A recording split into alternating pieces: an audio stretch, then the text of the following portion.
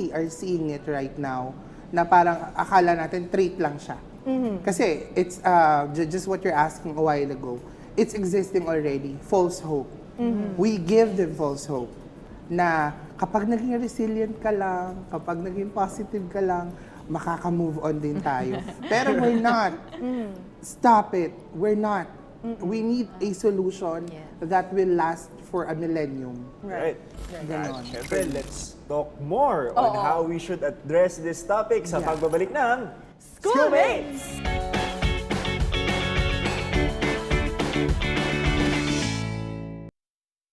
PTV Consumer Watch, bantay presyo sa gasolina.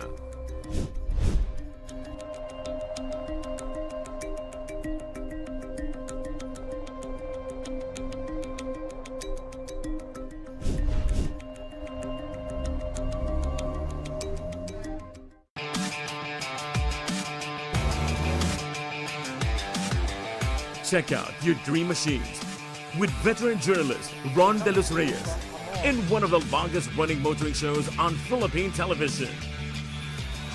Auto Review, Saturday afternoons, only here on PTV.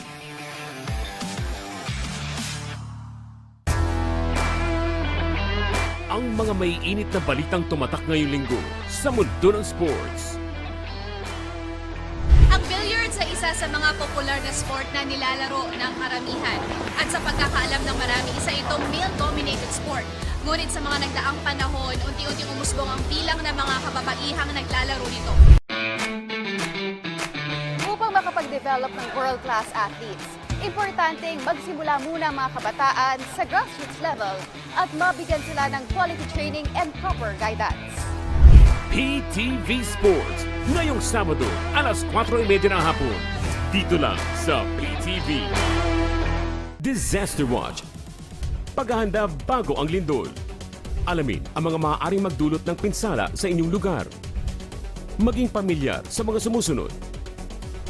Fire extinguishers, medical kit, exit routes, evacuation plan.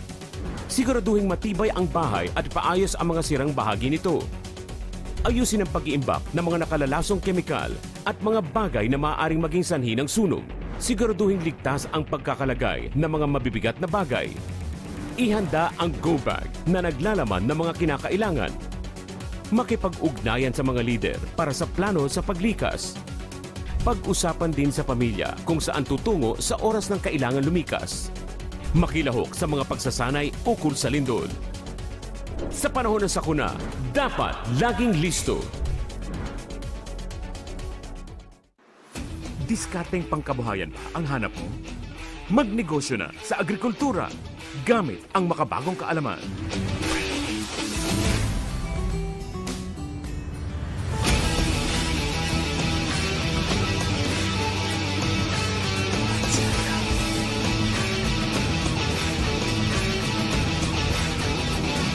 Mag-agri tayo. Baki workshop na tuwing Sabado ng umaga. Dito sa katuwang nyo sa paghahanap buhay. PTV.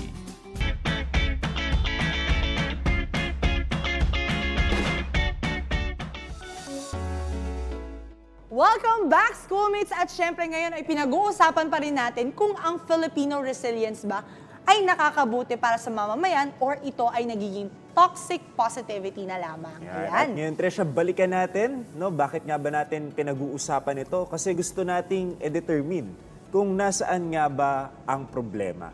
So, ang question ko para sa ating mga guests ngayon, sa tingin nyo, saan ba nag-uugat? Sa palagay nyo, saan nag-ugat itong resilience turning into toxic positivity? Parang naging parte na siya ng kultura natin, eh, no? Right. Feliz. Siguro, kasi usong-usong ngayon yung coping mechanism eh. But, kasi sinasabi ng iba, that's how we cope. We make fun of things, we make jokes out of things na nakakasakit or china-challenge tayo. So siguro para sa akin, that exact moment na yun, nadideem nila as being resilient. So, I think for me, yun yung pinakaugat talaga ng resiliency or toxic resiliency sa ating kultura. Naging coping mechanism. Yes. Do you agree, Camille? I agree naman po kay ma'am. I mean, kapag this problem po is ganito na po yung ginawa nyo before, pero And it hindi siya worked. At and it nag-work. worked. Oo. And then the next time, hindi na po siya mag-work. Ayun, ibig sabihin, you need to do something different naman po dun sa before. And then, after, different naman again. If hindi nag-work, different and different lang po until you succeed doon sa sinasabi po nila. Alright. Yes. So parang, in a sense, dahil nga topple solution siya, ang meaning sa atin ng resiliency is hanggat kaya mo, tiisin mo. Ganon, di ba? Like, kung gumagana naman, why change, di ba? So, mahirap, di ba? So, eto, guys, nabanggit nyo na on your specific edge, those who think na it's still a good mindset, and for those who think na, wait, kailangan na natin baguhin to. What do you think are the real and active solutions na we should do to change this mindset and to change that kind of culture ngayon sa mga Pilipino? So, simulan ko muna kay Tyra. Ako kasi, sa akin yung the question before is, para kasing pamanang mindset na tong resiliency eh.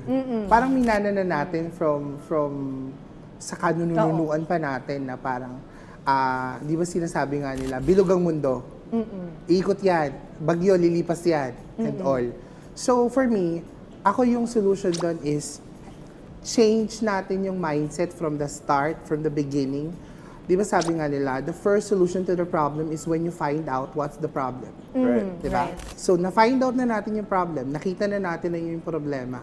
Then we start composing a solution. Kung nasa ibaba ka ng pamayanan, for example, you're just an ordinary person, use any of your platforms. Use anything that you can do. If you're serving in the church, tell your people, this is what you need to do. You have to demand your local governments. Let's start from that, sinasabi nga natin, the basic foundation of the community, which is family. If you can do something about it, start mo dun sa family mo na hindi kayo maghihintay lang ng ayuda.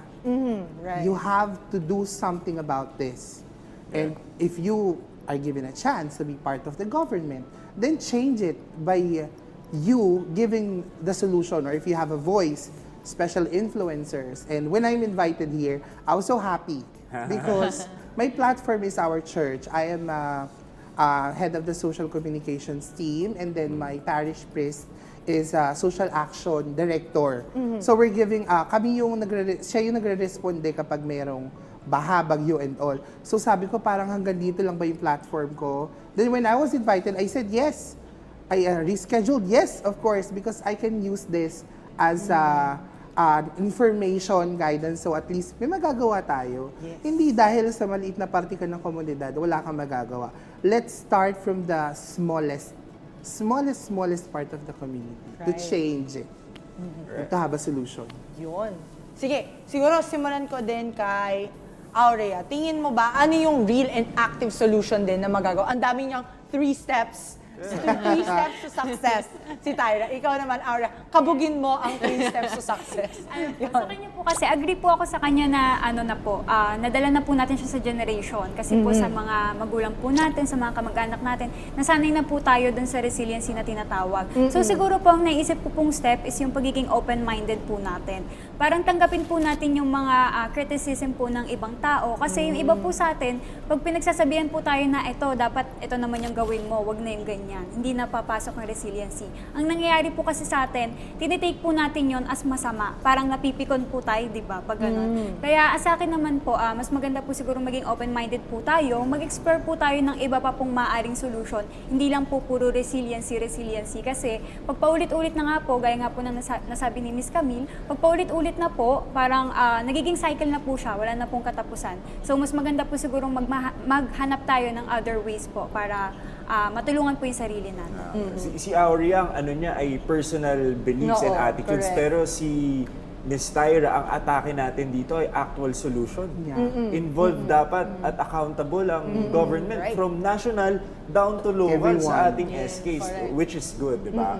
Ang lalim pala ng toxic positivity, hindi lang siya ugali, pero nag-root din siya sa ating pamahalaan. Pero tanungin ko naman si Feliz and si Camille, kayo as students, Paano natin maaalis yung pangit na perception sa resiliency? Kasi baka naman yung next generation hindi na gamitin yung resilience. Ibang term naman. Wag natin gamitin kasi toxic na to, di ba? O, anong masasabi niyo? Paano natin aayusin yung branding ng resilience? Yung magandang katangian niya? I think resilience is such a beautiful word, no? So parang it reflects our challenges, the obstacles that we have faced, we have conquered.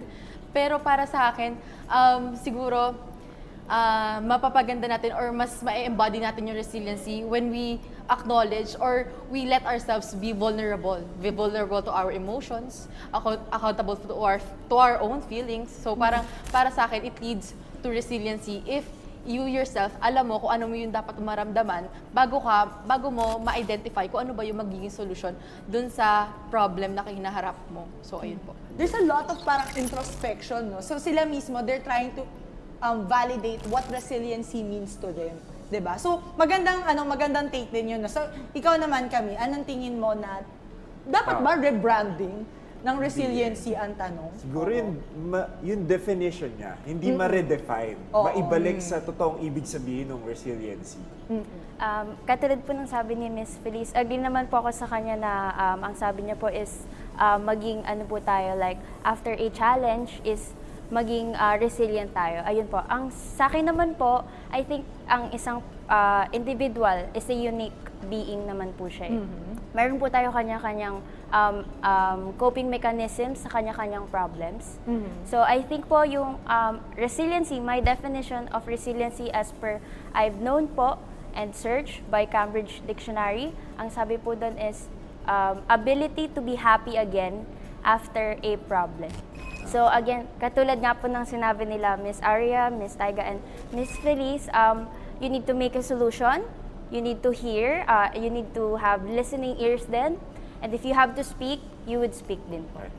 Alam mo, maganda yung research ni Camila, Cambridge Dictionary, pero be happy, not to be complacent, di ba? Pero to create solutions. Pero at hindi ka dapat ignorant na may problema, Yeah. di ba? Oo. So, syempre, Gab, how do we make it clear ngayon sa mga kabataan or sa kapwa natin na considering we do have toxic positivity and toxic resiliency somewhere there in the cloud ng mga words na laging ginagamit ng mga Gen Z, ano sa tingin nyo ang mensahe na dapat maging mindset nila when they talk about resiliency? Is it something na they should just say para maging okay na ang pakiramdam natin? Or how should they use the word resiliency? Sige, Felice. We can use the word resiliency para it's okay to be positive, to be optimistic on things when something happens. But we draw the line there when we fail to acknowledge na may mapapabuti pa to, kaya pa nating umangat eh. Meron pa tayong solution para dito. So, why not give that a chance? Or why not expound on that or think about that para sa susunod na mangyari to or mangyayari pa ba to? Parang hahayaan pa ba natin to mangyari ulit? So, I think that's something na kailangang pag-isipan ng mga kabataan na resiliency is not just a word for us to get motivated, for us to be inspired. Hindi siya inspirational story at all.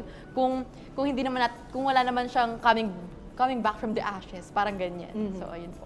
So kailangan rise above, Yes. rise above the ashes. So sige, Aurea. Ayan. Sa akin naman po, yung resiliency kasi, masasabi ko po na resiliency siya kapag nakakatulong po siya sa mga Pilipino, pero in a way na may natutulong rin po yung mga ibang tao or yung mga nakakataas sa atin. Kasi ang mahirap po, ang nakakasanayan po sa resiliency, umaasa po tayo sa bawat isa na parang pantay-pantay lang po. Dapat po, kahit pa paano humingi rin po tayo ng tulong sa talagang mas nakakatulong po sa atin, na talagang mas may kapangyarihan makatulong po sa atin bilang Pilipino.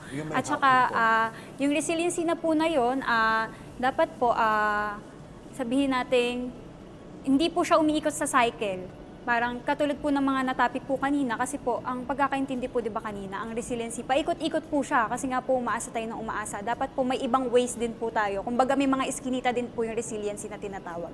Hindi po siya nagiging cycle po, at lumalawak po dapat talaga. Sige. Go to the right people, diba? Or elected officials, di ba? May hawak ng pondo ng ating bayan. Pwede yun, no? Camille. So, ayun po. For me po, sa akin ang endpoint is resiliency eh. Pero before mo po matawag na resilient kang tao, may madadaanan ka po pong problems. And then yung problems na yun, you have to do solutions po. You have to take action. Or manghingi ka ng action from the elected, from yung mga makapangyarihan po. So you have to make action, and then kung kailangan po nating humingi ng tulong, humingi po tayo ng tulong. And also, kung meron ka pong problems, you can cry, kasi inevitable naman po ang mga problems, no? So ayun po, para masabing resilient ka, you have to take action and validate mo yung feelings mo. Don't invalidate it na, ay kaya ko to, after nito, okay na ako. Mangyayari po yun if you have to validate your feelings. Cry if you need to, and scream if you need to. Ayun po. And with that, sisigaw na. Wow! Ako sisigaw na. Yes, Tyra. As a ender. As a nanay. Pero in reality, ang happy ko na these youth, parang Hindi ka ba are youth? now, parang pa-retire na tayo sa youth. Kasi for the longest time, mas masayang marinig na sa mga kabataan ngayon na they are understanding very, very well na they have to draw the line, validate your feelings are valid, the coping mechanism. For me, ending point of this is traits are compounding. Hindi pwedeng resilient ka lang. Nice. You need to be wisdomful and then resilient. Yung resilience, after that, you get the wisdom out of it. Right. Na parang, okay, resilient tayo, naka-move on tayo. So ano ba yung natutunan ko from that being resilient? Resilient is really being, di ba yung reliance is the root word of that. I remember when I was in high school, yun yung mga pangalan ng section, di ba? Joy, hope, wisdom, reliance. So, being reliant dun sa being a Filipino, resiliency rather, being resilient rather, is not just being resilient. Maging wisdomful ka, gumawa ka ng paraan, maging brainy ka, paano ba yung mangyayari. And also, include everyone. Di ba, cliche nga di ba? Parang, no man is an island. And also, the president's motto, the branding is the unity. Di ba? You really have to have others join you to get the point of the problem. Kasi hindi pwedeng electrician ka, solusyonan mo, baha. Di ba? Pero Okay, nakakaranas valid. ka as an electrician na bumabaha. So, sino ba yung dapat mong itap? Okay. Di ba? Yes, Know who to valid. tap, the correct people, the right people, have them accountable. Di ba? Accountability is a trait as well. So, yung pagiging resiliency, kailangan din ay accountable ka. Yes. And you know how to be accountable out of it. So, Good. hindi pwedeng resilient ka lang. That's good. Be more. Be more, right? And be everything. Yes. Good. Nice, Yun. nice. So ito, panghuling mensahe na lang sa lahat ng manonood at nakikinig sa atin ngayon, na ating mga ka-schoolmates. So unahin natin, Feliz. Go youth! Ini-encourage ko kayo na yung hindi lang magstay sa isang sitwasyon. Let's be more critical in these times. Hindi naman habang buhay ganito tayo. It's just a matter of taking action and taking accountability para sa ating mga actions, sa ating mga decisions. So it is time naman para tayo ang umangat sa buhay. Yes, sir. Angat lahat. Aurea. Ayan. Sa akin naman po, sa mga youth po na nanonood, gusto ko lang po sabihin sa inyo na wag po kayong matakot mag-explore, and wag lang po tayong, gaya nga po na sinabi ni Ms. Feliz, wag lang po tayong mag-stay sa isang box. Mag-explore po tayo kahit out of our comfort zone pa po yan, kung mas pabuti naman po sa atin. Camille? So, ayan po sa ating mga youth schoolmates na nanonood po ngayon. Ang message ko po is, be you. Ayan. So, kung ano ka, show it. Pero kung kailangan mo pong ibahin yung sarili mo na yon to improve yourself and others para makapag-benefit tayo sa society, and then para tayo mag-improve sa sarili natin, is kailangan natin i-change yun. And yung resilience, napag-usapan natin siya being toxic, positivity minsan, pero minsan it's positive thinking din naman. So, depende pa din yon sa kung paano yung belief mo sa sarili mo. So, ayun po. So, ayun. Thank you po. Learn the Thank you. difference Thank daw. you, Yun ang Camille. sabi ni Camille. Tayo. Tyra. And mga schoolmates, hindi sa classroom lang natatapos ang pag-aaral. Learning is beyond the classroom and it's Right. every day and it's forever. Sa lahat po ng mga kabataan na just like the people around me and everyone watching this show, let's do more, be more, and be open-minded because it is within ourselves that we will start to change, not with others. Just always think na may magagawa ka at all the pinakamaliit or the minimal thing that you can do, may magagawa ka. Always think that you can do something about it. Right. You know what?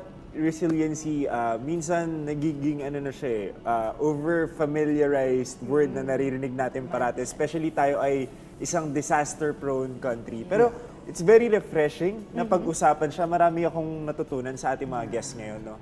Ang resiliency is a good thing. Magandang value siya. Actually, yung fortitude ng mga Pilipino against all odds, isa yan sa mga pinagmamalaki nating katangian. Pero nagiging toxic positivity siya, kagaya ng napag-usapan natin. Kapag pinangtatapal na natin yung resilience na yan sa mga problemang pinagdadaanan natin. At isa pa, bukod doon, hindi lang sa sarili natin, pero yung danger at yung impact nito ay mag-e-extend hanggang sa buong bansa. Nasasanay kasi tayo na pwede na. Pwede na to. Hindi pwede na. Hindi natin pwedeng gamitin ang resilience para masolusyonan yung mga problemang pinagdadaanan natin araw-araw. Toxic positivity ay may tendency na i-hold tayo sa paggawa ng mga sustainable solution sa mga social issues, sa mga personal na problemang pinagdadaanan natin sa ating pamilya. So ang payo ko sa ating mga schoolmates, i-summarize ko lang yung sinabi ng mga ating guests, maging resilient kayo, remain resilient, pero gamitin nyo yung resiliency para maging stepping stone nyo to solve our problems and the issues na kinakaharap ng ating bansa. Demand accountability from our officials sa mga concerned agencies, no? At maging proactive at involved tayo sa paggawa ng mga solusyon. Right. At dahil nga doon sa sinabi mo, Gab, natuhog mo yung iniisip ko na yung toxic resiliency, toxic positivity, baguhin natin yon. Hindi natin kailangan baguhin yung word ng resilience. Dagdagan natin siya ng proactive resiliency. Kasi, tama yung sinabi ni Camille, no? I would have to agree with you na resiliency is an end state. Bago ka makarating doon sa nawi-withstand mo na siya, nahanap mo ba lahat ng solusyon sa bawat problema? At nalaman mo ba what is within the zone of your control and what is beyond your control? Kasi doon mo na lang malalaman na nalagay ko na lahat ng guardrails sa isang problema na cyclical at lagi paulit-ulit, taon-taon natin nakikita. Ano ang ginagawa natin para maiwasan yung impact ng problema? Hindi pwedeng parang, nangyari na to last year, na-sustain ko naman, kinaya ko naman, move on, kaya ko ulit, di ba? Nandun yung introspective action na, yes, kinaya ko, pero may magagawa pa ba ako? Di ba? And siguro, i-cite lang din natin, no? Maganda yung nakita ko dun sa prompter natin. Wow! Siyempre, hindi ko na lang ma-cite kung sino yung nagsabi nito. Pero we are more than the stories of triumphing over struggles and being optimistic. We deserve better. Right. Pero for us to be able to say we deserve better, we have to be better. Right. We have to do better. So kailangan tayo mismo, alam natin sa sarili natin, hindi ako resilient lang. Mautak din ako, resourceful din ako, at may magagawa pa ako. Kaya naman, with that, maraming salamat ulit sa ating mga guests, no? Sa bawat usapin, sa bawat issue, may boses tayo, mga kabataan. Sumali, makinig at makiisa dahil opinion nyo'y mahalaga. Kaya naman sabay-sabay nating isigaw sa buong mundo, Schoolmates! May pakialam ka! Sigaw ang tinig mo, ihayag sa buong mundo ang karapatan, kalayaan. Buksan ang isip mo, kaalaman ang yaman mo sa karapatan, sa kalayaan.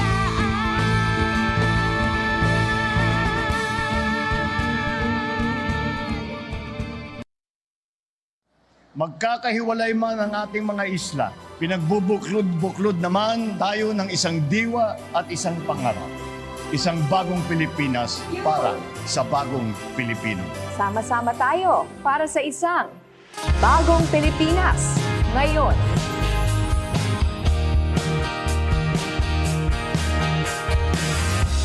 Malamig na simoy ng hangin, dala ang pag-asa, bumabalot sa bayan natin. Pangarap ay Malaking tulong po ito para sa kabuhayan namin upang mas mapapabilis ang aming trabaho. Yung mga inaanin namin mga produkto, direkta na namin na idadala sa mga buyer. Maganda ang buhay ng magsasaka ngayon sa bagong Pilipinas. Pasko sa bagong Pilipinas, sama-sama sa pangakong liwanag. Mas marami na ang maring mapagkalooban ng bahay. Dagdagan pa ang mga lugar na target pagtayuan ng mga proyektong pabahay. Doon po sa pinanggalingan po namin, squatter po, magulo po. Binigyan na po kami ng pagkakataon ng pamahala na mapaayos po yung pamumuhay namin. Dito kami talaga yung magiging masayang Pasko namin tsaka bagong taon. Tsura ng bahay namin matatawag na tagang tunay na bahay. Mainit na yakap at mga ngiti ang sasalubong sa iyong Pasko. Inaasahang libo-libo mag-aaral ang makikinabang sa inilunsad na free Wi-Fi program. Ang inaasam na pagbabago. Dati po, umaahon pa po kami sa mataas po na bundok para lang po mag-data. Ngayon po, nung magka-internet po, hindi na po kami naahon. Kaya po namin sumabay sa kung ano ho yung bagong ginagawa ho ng buong Pilipinas ngayon. Para sa bagong Pilipinas, gusto ko po makapagtapos sa pag-aaral. Pasko sa bagong Pilipinas, sama-sama sa pangakong liwanag ay maaalila. Diwang Pilipino, hindi matitinag.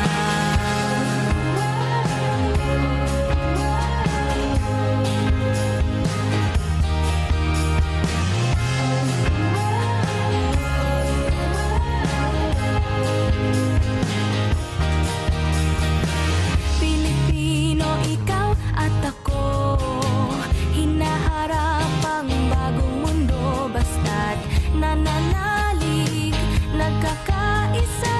Pasko ay may dalang pag-asa.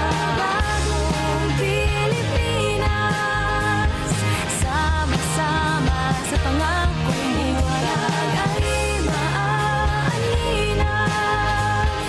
Diwang Pilipino, hindi matitinag.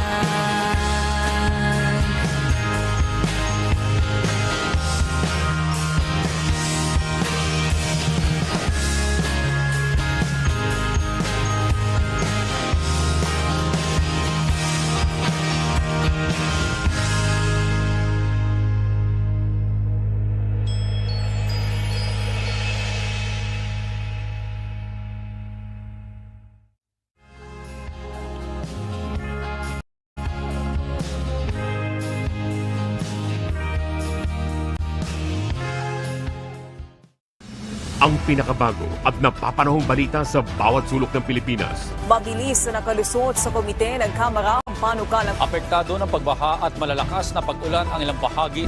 Mapapanood oras-oras mula sa Luzon, Daytay ti pananaknukan ti maysa senior citizen. Visayas, Dulaan sa 700,000 ka mga plaka. hanggang Mindanao. Nagpasidian karon ang Food and Drug Administration kung FDA. Ang multilingual hourly news break ng bayan.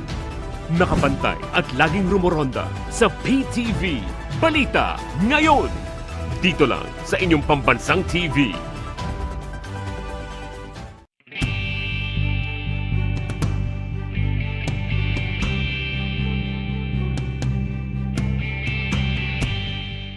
Saan mapapanood ang PTV? Sa bawat sulok ng Pilipinas. Reaching millions of Filipinos across the country through the power of terrestrial TV. Abot na abot namin ang mga Pilipino para sa tapat na balita at impormasyon. Dito'y Cordillera, kan Intero ang Luzon. Da kami, timapang namnamaan. Sa aton sa Visayas, wala kami mapugong sa pagpaabot sa unsang hitabo. Dini sa saad nga yuta, Mindanao, PTV, pirmi maminaw para sa paghatod sa balita. Broadcasting in Luzon, PTV4 Manila, PTV8 Cordillera, PTV4 Naga, and PTV4 Palawan. In the Visayas, PTV11 Cebu, PTV10 Dumaguete, PTV2 Guimaras, PTV8 Tacloban, and PTV12 Calbayog.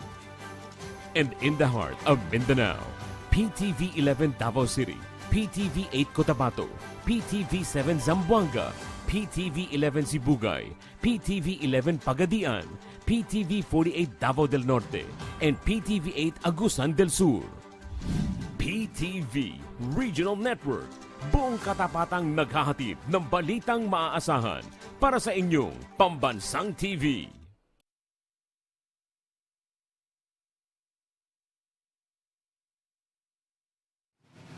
Join us for your nightly news fix. And always staying informed with our comprehensive coverage of news, business, politics, current events, and more. From our network of journalists across the Philippines and the rest of the world. Anchored by William Theo, Charms Espina, and Monique Tuzon. PTV News Tonight. Mondays to Fridays, 9:30 to 10:30 p.m. Only here on PTV.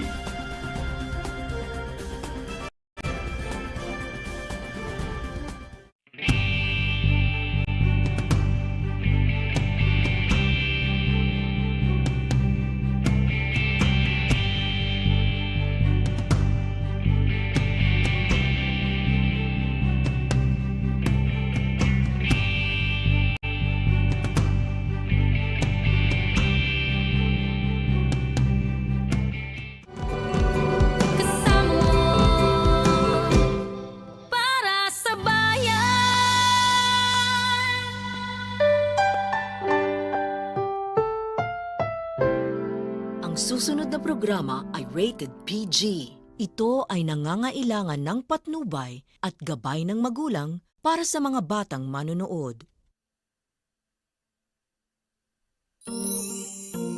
Walang makapagsasabi kung ano ang mga numerong mananalo sa lahat ng PCSO games.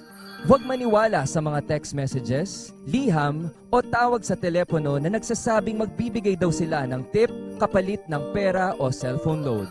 Bumili ng tickets sa mga PCSO authorized outlets at PCSO branches bago ang actual draw.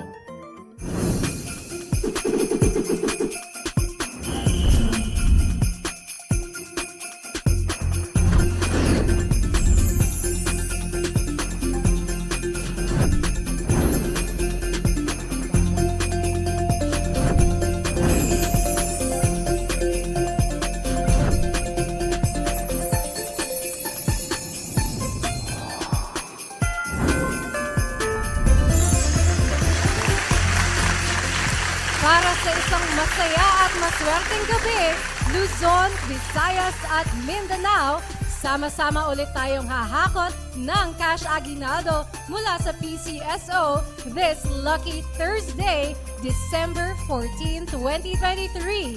We only have 11 days before Christmas. At kung sa mga Christmas party, raffle prizes ang inaabangan, dito naman sa PCSO, multi-million cash prizes ang pwedeng mapanalunan. Siyempre, hatid yan ng inyong favorite lotto games. Right, Queen? That is right, Tracy. Kaya naman, ito na nga, para sa ating maswerteng gabi, at ito na ang ating nanonood ngayon at nakatune in sa PTV Network at sa ating mga live streaming channels. I-ready na ang mga nabiling tickets. Malay po ninyo, kayo na pala ang next Lotto Millionaire. Umpisa na po namin ni Tracy ang pamimigay ng maagang pamasko maya-maya lamang po. So, good luck, Lotto players! At roll call muna tayo sa mga kasama natin dito sa PCSO Draw Court. Narito po ang ilang Lotto players who will witness our live Lotto draw. Welcome po sa PCSO Lottery Draw. Also joining us are the representatives from PCSO and the Commission on Audit. Hello po sa inyo. And to assist us with our draws, we have our PCSO draw coordinator. Good evening, sir. Lotto Philippines, ang tanong, sino-sino kaya ang seswertehin ngayong gabi? Aalamin natin yan dahil game time na po tayo. Tara and let's play Lotto!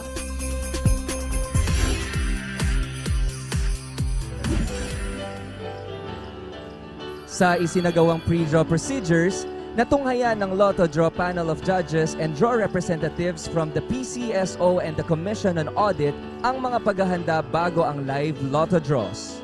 Sa pamamagitan ng machine inspection at machine testing, siniguro po na maayos ang kondisyon ng mga draw machines. Only the operation of the remote switch button ang may human intervention. Sa draw ball case selection, 3 sets ang pinagpilian sa bawat game. Randomly, pumili ang chairperson ng isang set ng bola na gagamitin. Lahat po ng bola ay tinimbang para masiguro na halos pantay-pantay ang bigat ng bawat bola.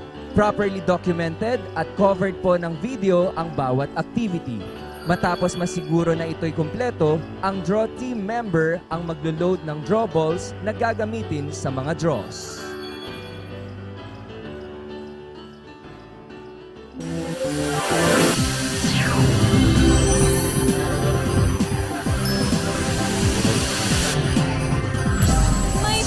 Two numbers ba kayo? I-try natin ang swerte niyan dito sa 2D Lotto game. For only 10 pesos plus 2 numbers na 1 to 31, pwede kayo manalo ng 4,000 pesos. Kailangan lang mag-match ang 2 numbers nyo sa mapipiling 2D Lotto winning combination in exact order. Pwede rin subukan ng Rambo dito system play kung saan 2,000 pesos ang naghihintay na panalo.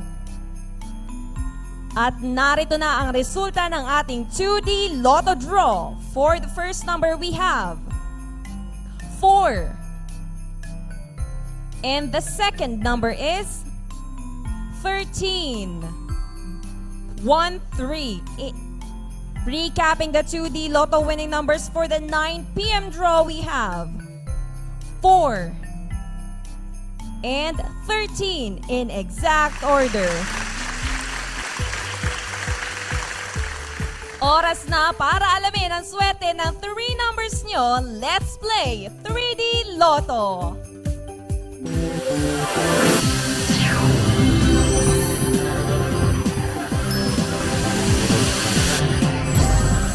Kaninong 3 numbers naman kaya ang mananalo ng instant 4,500 pesos? Napakadali lang sumali at manalo dito sa 3D Lotto. Kapag nag-match yung 3 numbers nyo sa mapipiling 3D Lotto winning combination in exact order, panalo kayo. Exciting din maglaro ng Rambolito System Play dahil 750 pesos or 1,500 pesos ang pwedeng mapanalunan.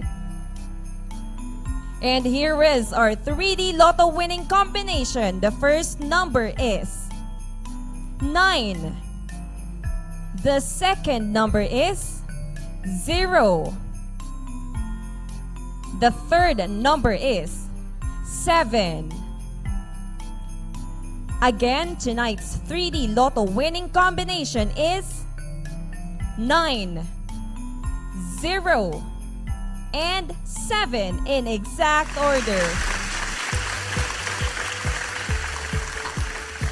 At alam niyo po ba, mga kalaro, na hindi lang sa jackpot bearing green games pwedeng maging milyonaryo?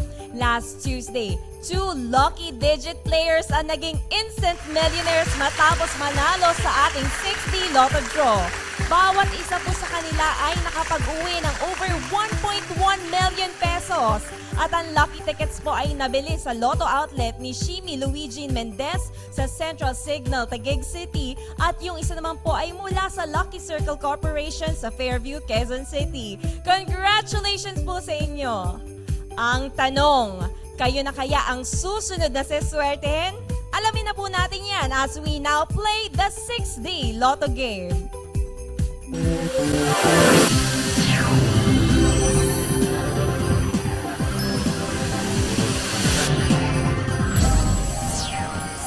Lotto players, dahil dahil may nanalo noong Martes, magsisimula ang 6D Lotto first prize amount sa 150,000 pesos.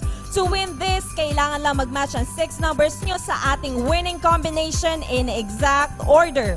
May consolation prizes din pag nakuha ang first or last 2 to 5 numbers in exact order ng winning combination. Kaya good luck po sa may mga tickets. At nakapili na ng 6D Lotto winning numbers. The first number is 8. The second number is 3. The third number is 9. The fourth number is 4. The fifth number is 9. Finally, our sixth number is 1. Ladies and gentlemen, tonight's 6D Lotto winning combination is 8, 3, 9, 4, 9, and 1 in exact order. Papunta na tayo sa exciting part at sasamahan po kayo ni Tracy na humakot ng multi-million jackpot prizes sa pagbabalik ng PCSO Lottery Draw.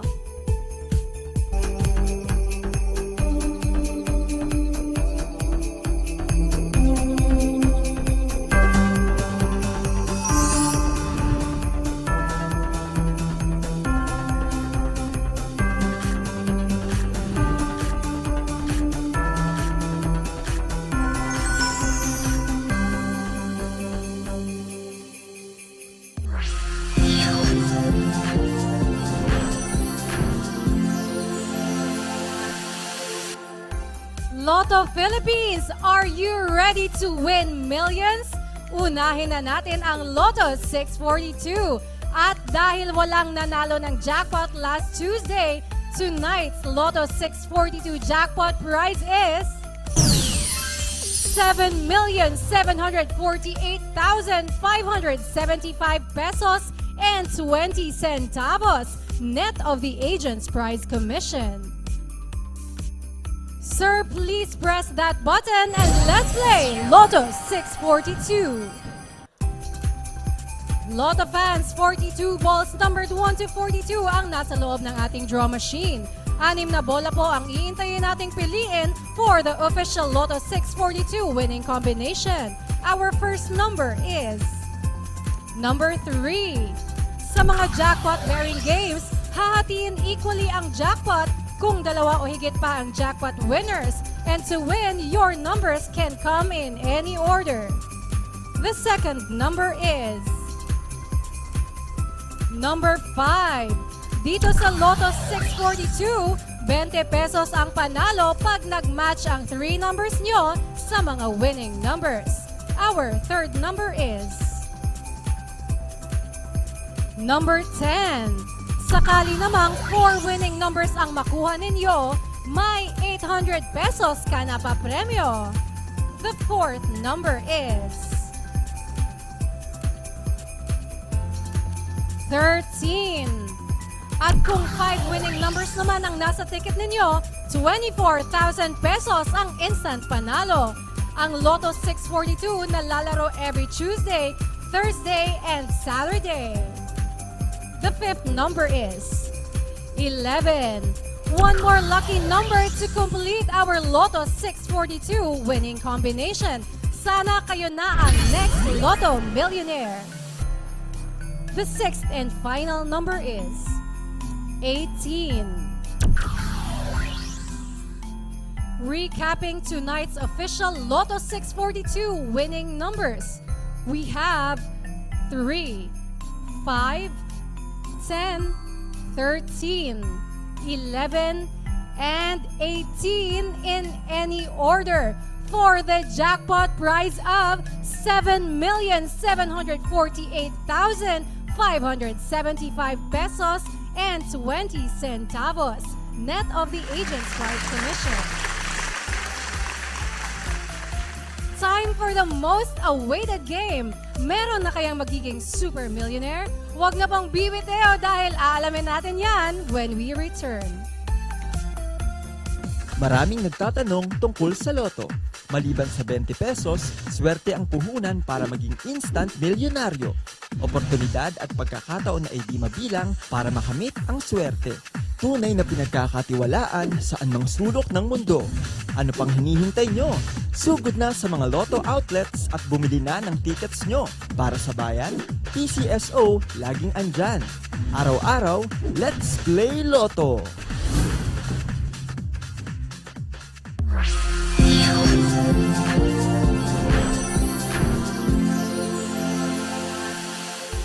Mga kalaro, wala pa ring nanalo ng Super Jackpot last Tuesday. At ang lumalaking jackpot prize ay umaabot na sa 282,983,992 pesos and 20 centavos, net of the agent's prize commission. Sir, please press that button again and let's play Super Lotto 649. Lotto players, nasa Super Lotto draw na po tayo. This time, 49 draw balls numbered 1 to 49 ang nasa loob ng draw machine. At 6 lucky balls pa rin ang iintayin na piliin. Our first number is 15. Ingatan po ang Lotto tickets, huwag pong babasain at huwag paplansyahin. Tandaan, kailangang ma-validate ang winning ticket sa pag-claim ng premyo. Our second number is number 7. Exciting din ang papremyo ng Super Lotto. 50 pesos ang panalo pag naswertehan ninyo ang tatlong manalong numero. Our third number is 31. Kung 4 winning numbers naman ang nakuha, 1,200 pesos ang maiuuwing papremyo. Our fourth number is 23. Sakaling 5 winning numbers naman ang nasa ticket ninyo, 50,000 pesos ang panalo. Ang Super Lotto ay nalalaro tuwing Martes, Huwebes at Linggo. The fifth number is number 3. One more lucky number to complete our Super Million combination. Tutok na po sa inyong mga tickets. And for the sixth and final number, number 45.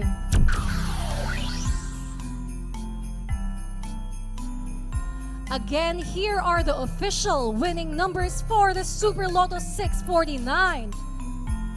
15, 7, 31, 23, 3, and 45 in any order for the jackpot prize of 282,983,992 pesos and 20 centavos, net of the agent's prize commission. Congratulations, Lotto winners! Usapang small town lottery naman tayo after this break.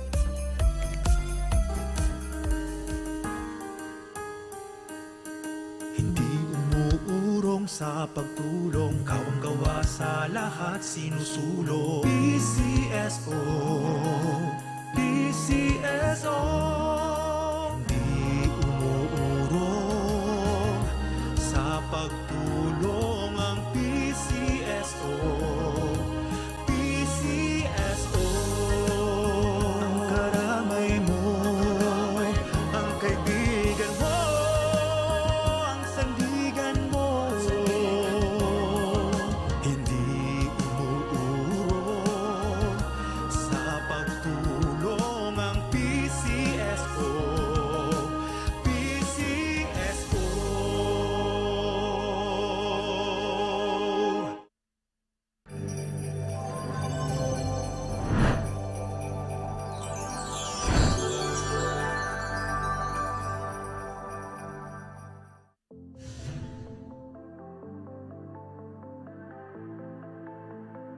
PCSO will be accepting applications for small town lottery operations.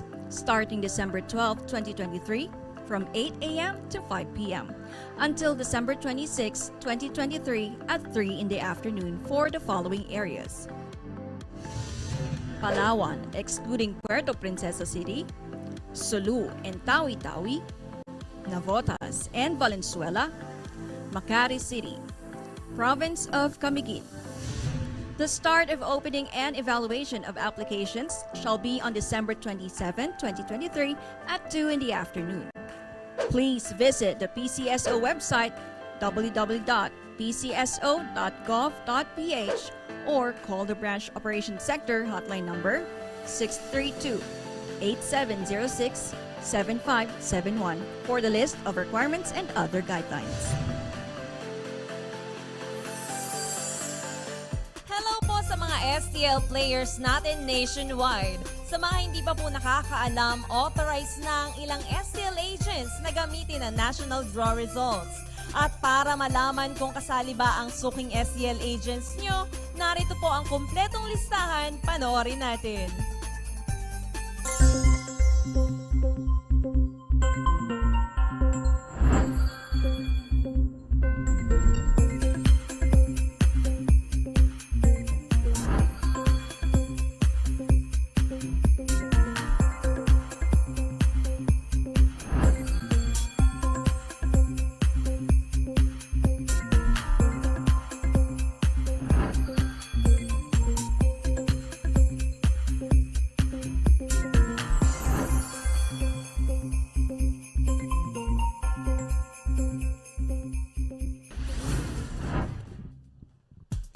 Sa mga nagtatanong naman kung saan nga ba napupunta ang pondo ng PCSO, narito po ang ilan sa magagandang programa ng aming tanggapan. Let's watch this.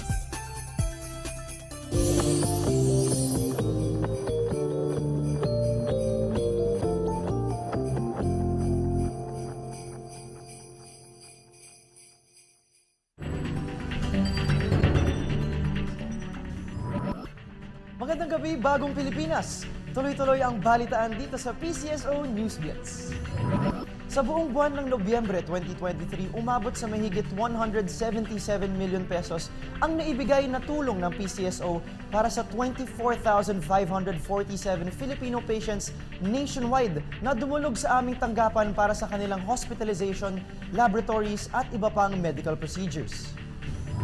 Sa National Capital Region, mahigit 59 million pesos ang inilaan para sa 3,941 patients.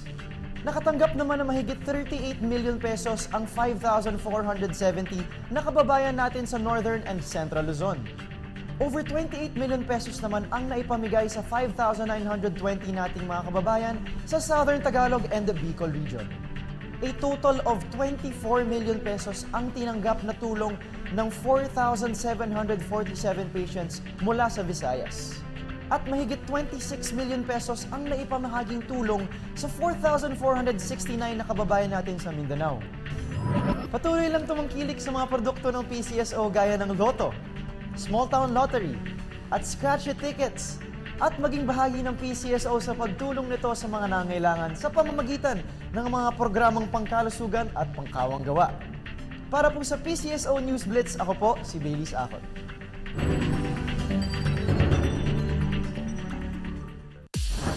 Walong dekada na ang nakalipas noong naitatag ang Philippine Charity Sweepstakes Office. 8 dekada na, walang kupas ang pagtulong sa mga nangangailangan.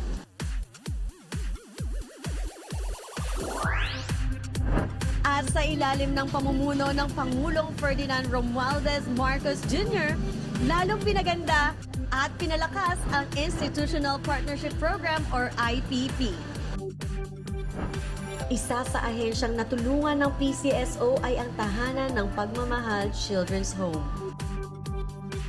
Ang Tahanan ng Pagmamahal Children's Home ay isang organisasyon sa ilalim ng DSWD na naglalayong bigyan ng proteksyon, pansamantalang tahanan at professional care ang mga batang pinabayaan at inabandona. We are implementing programs for children who are abandoned, neglected, surrendered children, and foundling. As of now, we have 41 children under our care. And Tahanan ng Pagmamahal is also processing adoption of the children. But we are doing this actually in close coordination with the Department of Social Welfare and Development or the National Authority for Child Care. For PCSO, thank you very much for the assistance. With your assistance, we will be able to provide for all the needs of the children, not only in terms of the medical, but in terms of the food, education, for the occupational therapy, speech therapy, and physical therapy of the children, especially the children who are assessed to have global delays and speech problem. Thank you so much. So for those agencies who are accredited already by the Department of Social Welfare and Development, you may contact PCSO, IPP, Charity Assistance Department, and inquire how you can avail and submit your proposal so that you can reach out more to your beneficiaries. Maraming salamat po, PCSO!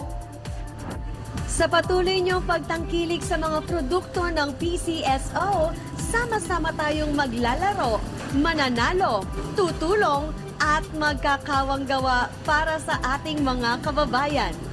Mula noon hanggang ngayon, PCSO hindi uurong sa pagtulong. Araw-araw, let's play and win Lotto!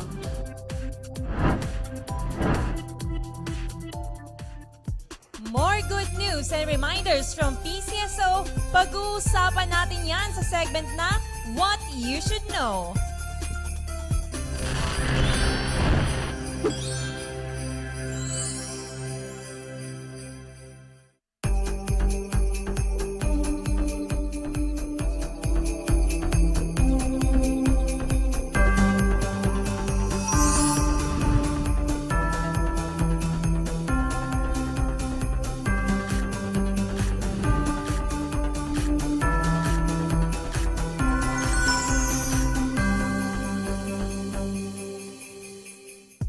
Reminder po muna sa mga Lotto players, baka may mga tickets pa kayo na nabili hanggang September 30, 2023. Ipa-validate na po yan sa mga PCSO branches or dito sa PCSO main office. Ang mga tickets naman na nabili from October 1, 2023 ay pwedeng ipa-validate sa kahit saang Lotto outlet nationwide, PCSO branches o dito sa PCSO main office.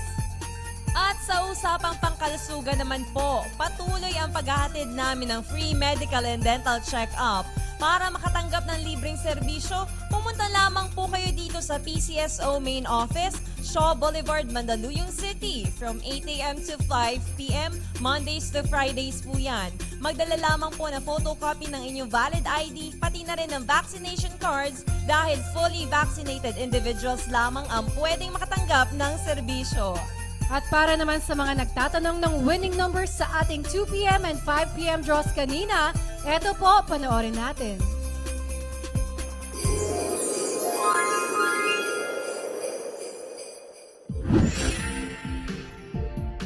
Narito na ang resulta ng ating 2 p.m. draw. Para sa 2D Lotto, we have 27 and 12 in exact order. At para naman sa 3D Lotto, we have 6, 3, and 4 in exact order. And the results of the 5 p.m. draw for the 2D Lotto, the winning combination is 16 and 13 in exact order. And for the 3D Lotto, the numbers are 5, 0, and 4 in exact order. Narito na po ang resulta ng ating 9 p.m. draws. Unahin na po natin ang 2D Lotto winning numbers. We have 4 and 13 in exact order. For the 3D Lotto, we have 9, 0, and 7 in exact order. Para naman sa 6D Lotto, we have 8, 3, 9, 4, 9, and 1 in exact order. At para naman sa ating Lotto 642, we have 3, 5, 10, 13, 11, and 18 in any order for the jackpot prize of 7,748,575 pesos and 20 centavos net of the agent's prize commission. And for our Super Lotto 649, the winning numbers are 15, 7, 31, 23, 3, and 45 in any order for the jackpot prize of 282,983,992 pesos and 20 centavos net of the agent's prize commission. At ang inaabangan ng lahat, may nanalo na nga kaya ng jackpot prizes? Ayon po sa PCSO Data Center, sa Lotto 642 we have no winner. At sa Super Lotto 649 we have no winner. Congratulations to all our winners, and to know how to claim your prizes, panoorin natin to.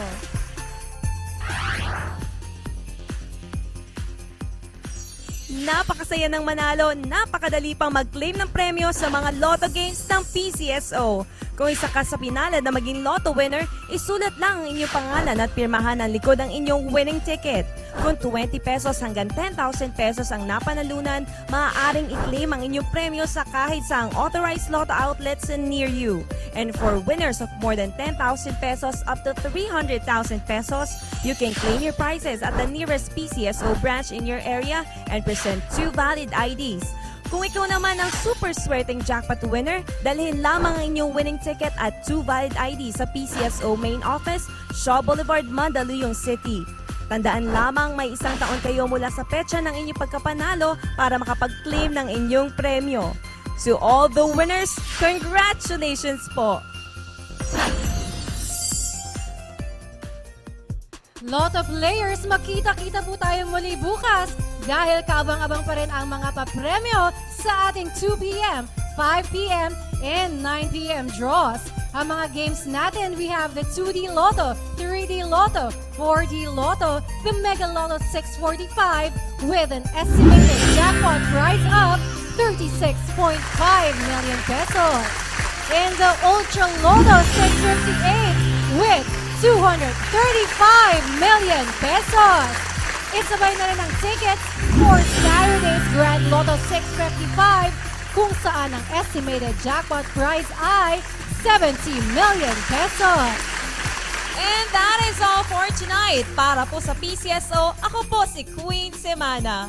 And I am Tracy Perez na nagsasabing sa PCSO, bawat taya may kawang gawa.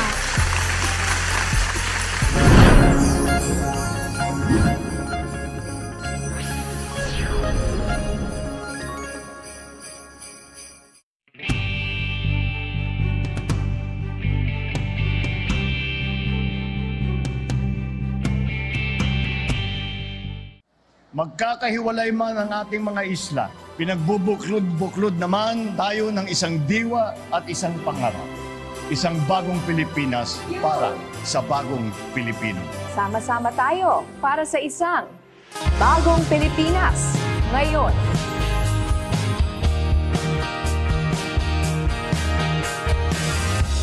Malamig na simoy ng hangin, dala ang pag-asa, bumabalot sa bayan natin.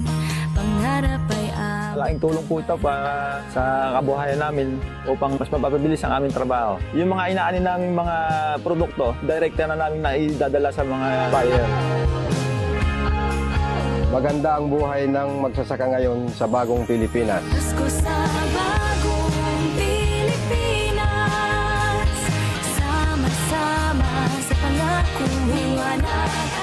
Mas marami na ang maring mapagkalooban ng bahay. Dagdagan pa ang mga lugar na target pagtayuan ng mga proyektong pabahay. Doon po sa pinanggalingan po namin, squatter po, magulo po. Bigyan na po kami ng pagkakataon ng pamahala na mapaayos po yung pamumuhay namin. Dito kami talaga yung magiging masayang Pasko namin tsaka bagong taon. Tsura ng bahay namin matatawag na tagang tunay na bahay. Mainit na yakap at mga ngiti ang sasalubong sa iyong Pasko. Inaasahang libo-libo mag-aaral ang makikinabang sa inilunsad na free Wi-Fi program. Ang inaasam na pagbabago. Dati po, umaahon pa po kami sa mataas po na bundok para lang po mag-data. Ngayon po, nung magka-internet po, hindi na po kami naahon.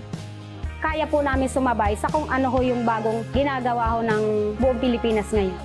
Para sa bagong Pilipinas, gusto ko po makapagtapos sa pag-aaral. Pasko sa bagong Pilipinas, sama-sama sa pangakong liwanag ay maaalila. Diwang Pilipino, hindi matitinag.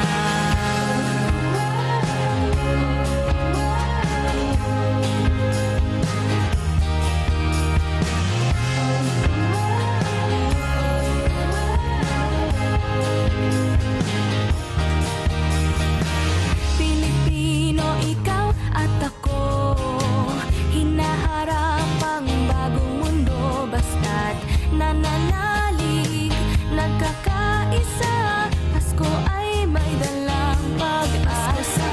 Bagong Pilipinas, sama-sama sa pangakong liwanag ay maaalinag. Diwang Pilipino, hindi matitinag.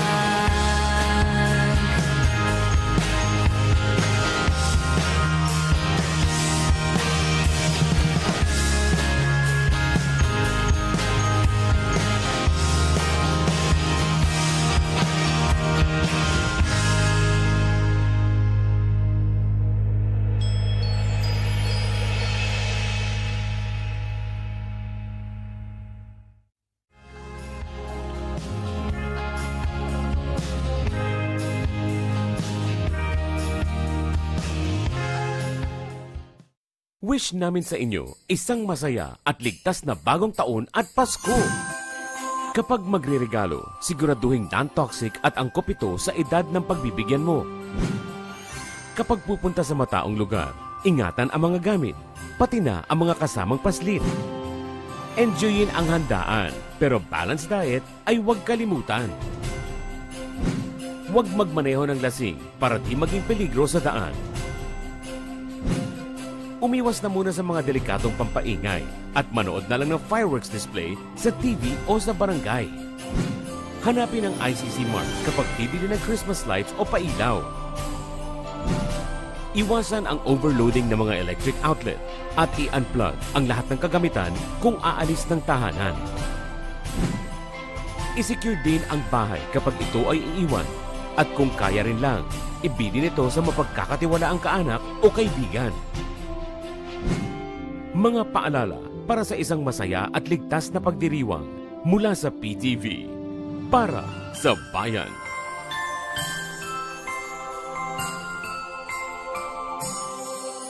Disaster Watch. Mga paalala habang lumilindol. Kapag lumilindol, mag-duck, cover, and hold. Maging mahinahon at humanap ng matibay na bagay na magsisilbing panangga sa posibleng pagbagsak ng debris. Magtago at protektahan ang sarili. Kumapit ng mahigpit at hintayin matapos ang pagyanig. Lumayo sa mga salamin at bintana. Kapag nasa labas ng tahanan o gusali, umiwas sa mga poste, puno at mga landslide-prone areas. Kung nasa sasakyan, huminto at tumabi sa isang ligtas na lugar. Sa panahon ng sakuna, dapat laging listo.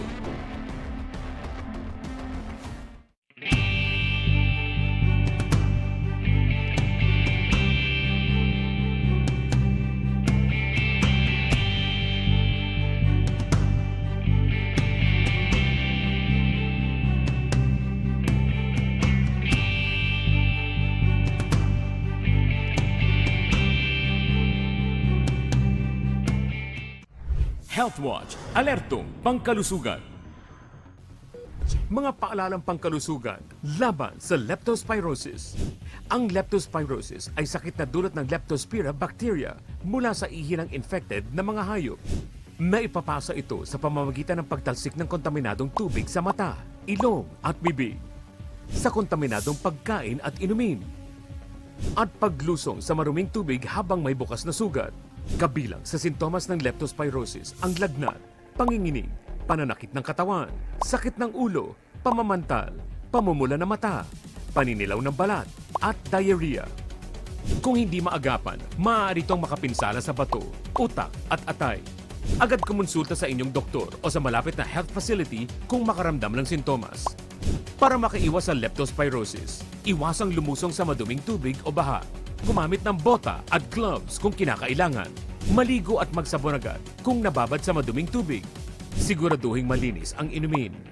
Panatilihing malinis ang bahay at kapaligiran at ugaliin ang tamang pagtatapon ng basura. Tandaan, sa panahon ng sakit, dapat laging listo.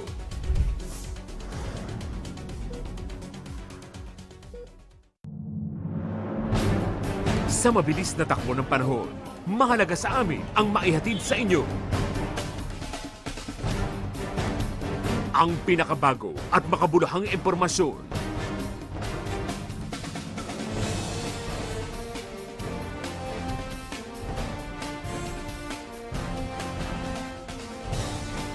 Sa ngayon ay pinag-iingat na ng lokal na pamahalaan. At yan muna ang mga huling kaganapan mula dito Paalala ng mga eksperto sa Glory Balegan para itipagigyan. Kasama ang mga tapat nating tagapaghatid balita. Kahit saan, kahit kailan, kasama nyo ang PTV para sa bayan.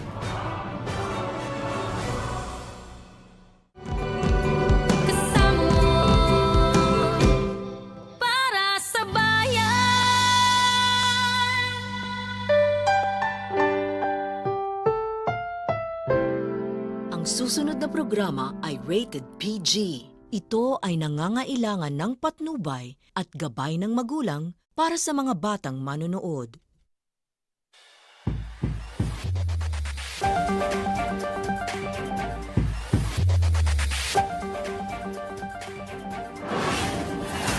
The Bangko Sentral ng Pilipinas or BSP Monetary Board maintains its key interest rate at 6.5%. The country secures a board seat on the Loss and Damage Fund where various countries pledge a combined total of over $700 million.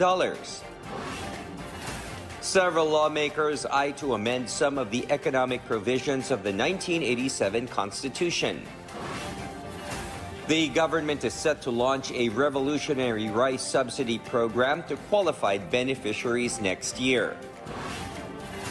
The Department of Energy or DOE assures stable supply of electricity amid the El Niño threat in 2024.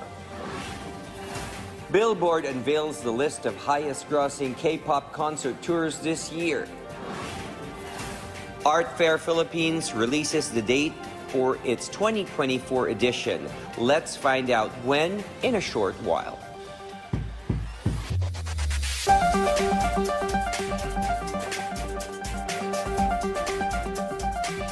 Good evening. Welcome to PTV News Tonight.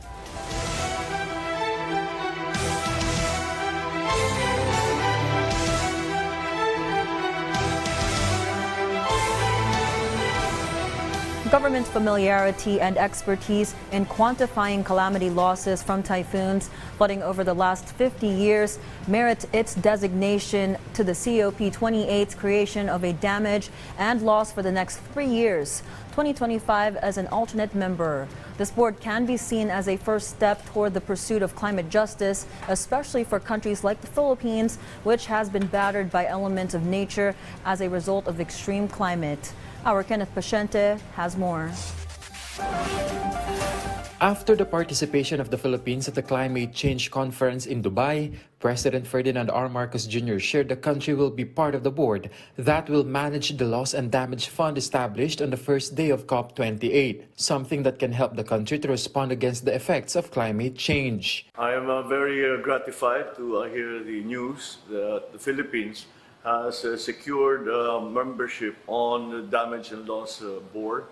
for the year 2024 and the year 2026, serving as an alternate for 2025.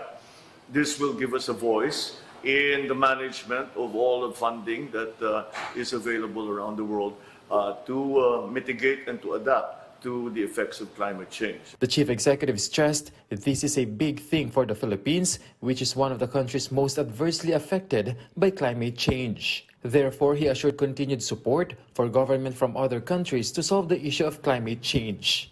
The next step that we are hoping to achieve is to host the fund, or damage and loss fund here in the Philippines, so that because after all, we are very much in the mix when it comes to climate change effects. So I think this is a good development, and we'll keep working to make sure that the Philippines has a very strong voice when it comes to all the issues of climate change, of which we are very severely affected. In the Malacanang press briefing, DENR Secretary Maria Antonia Yulo Loizaga said that over $700 million pledges have gained from different countries for the Loss and Damage Fund. This is higher than the initial fund expected. That fund was initially expected to raise only an initial about 200 million.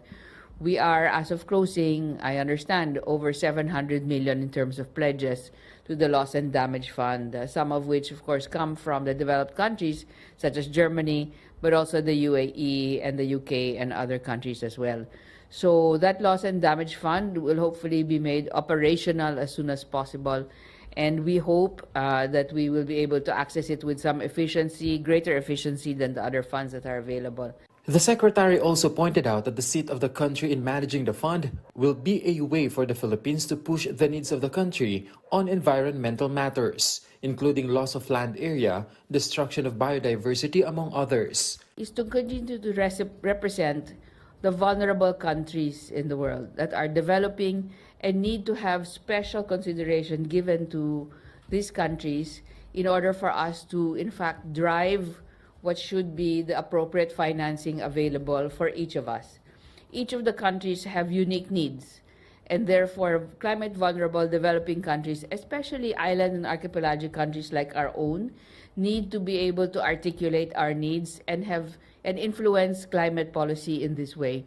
So being at the forefront as a member of the board, and also hopefully hosting the board here in our country, we can remain in the spotlight for climate vulnerable countries that are in the developing world that need to have this kind of attention in terms of what they need to meet in terms of adaptation mitigation, but beyond that in terms of loss and damage. The Philippines will be part of the board of the Loss and Damage Fund for the years 2024 and 2026, while the Philippines and Pakistan on term sharing again in 2025.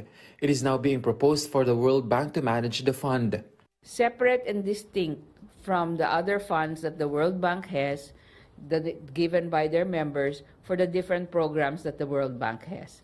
So in other words, tagasalo lang po, temporarily, yung World Bank until we can come up with appropriate structure and organization arrangements for the administration of this fund. The fund will be immediately rolled out once the Loss and Damage Fund board is finalized. Meanwhile, Secretary Loizaga shared that President Marcos Jr. was awarded with a climate and human mobility recognition by an international office for migration, along with the President of Sudan, for their achievements in handling human mobility and migration as a whole. Kenneth Pasyente for The Nation. A tight monetary policy translates to target numbers falling within range, much like inflation projections that have worked really well to the nation's benefit this year with a 4.1 inflation read in October. Likewise, keeping numbers and targets tight keeps governments honesty and ready to make adjustments if need be. Our Soo Jin Kim tells us more. The Bangko Sentral ng Pilipinas is maintaining monetary policy sufficiently tight, following the Monetary Board's recent meeting and discussion. Keeping monetary policy tightness will allow inflation expectations to settle more firmly within the target range. In line with the Bangko Sentral's price stability mandate, the BSP remains ready to adjust monetary policy settings as necessary. After its meeting on monetary policy today, the Monetary Board decided to keep the BSP's target reverse repurchase rate unchanged at 6.5%. Accordingly, the interest rates on the overnight deposit and lending facilities will remain at 6% and 7% respectively. On a positive note, the Monetary Board noted that previous adjustments have continued to work their way through the economy, as can be seen from the core inflation's declining trend. It is believed that in the coming quarters, the national government's non-monetary interventions will remain crucial to sustain this inflation process. The balance of risks to the inflation outlook still leans significantly toward the upside. Key upside risks are associated with potential pressures emanating from higher transport charges, increased electricity rates, and higher oil prices. Meanwhile, the impact of a relatively weak global recovery, as well as government measures to mitigate the effects of El Niño weather conditions, could reduce the central forecast. Sujin Kim for The Nation. All talks of charter change through the years have been met with great doubt, cynicism, and suspicion. And before the House of Representatives went on Christmas break, their sentiments of resurrecting moves to amend the charter when session resumes next year have drawn the same emotions of doubt and disinterest, even when only the economic provisions are said to be up for consideration. Our Mela Lesmoras tells us more. Now that the House of Representatives has passed the administration's priority bills, House Speaker Martin Romualdez said the lower chamber can focus on charter change next year. During his year-end speech last night, the House leader stressed it's high time to amend the 1987 Constitution, specifically its economic provisions, to keep up with changing times. Next year, our Yuletide break, we will focus our attention on studying and reviewing proposals that deal with the restrictions blocking the entry of foreign capital and investments in the Philippines. These include deliberations on all proposed measures related to constitutional change.